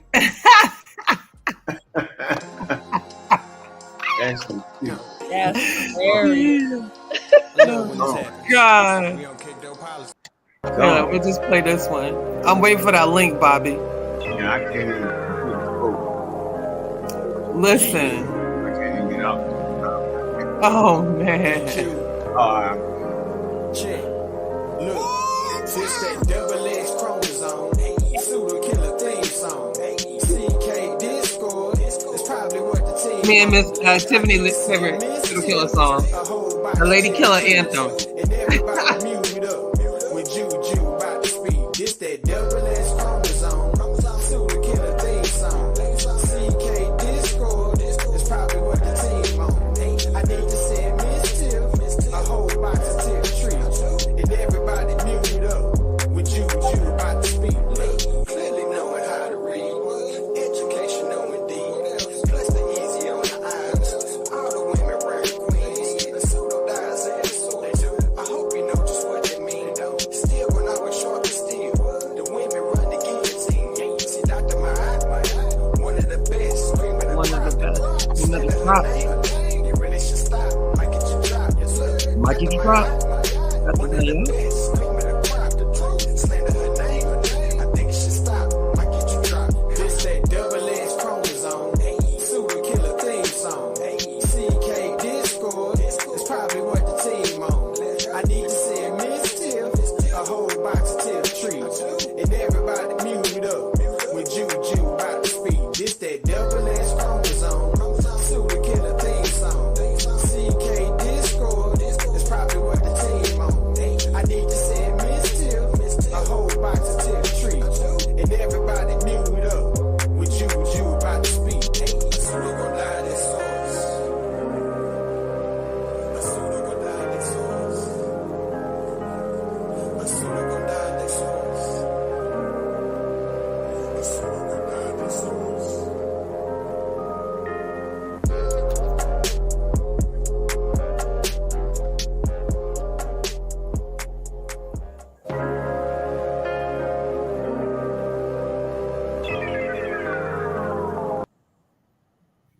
And with that, we out.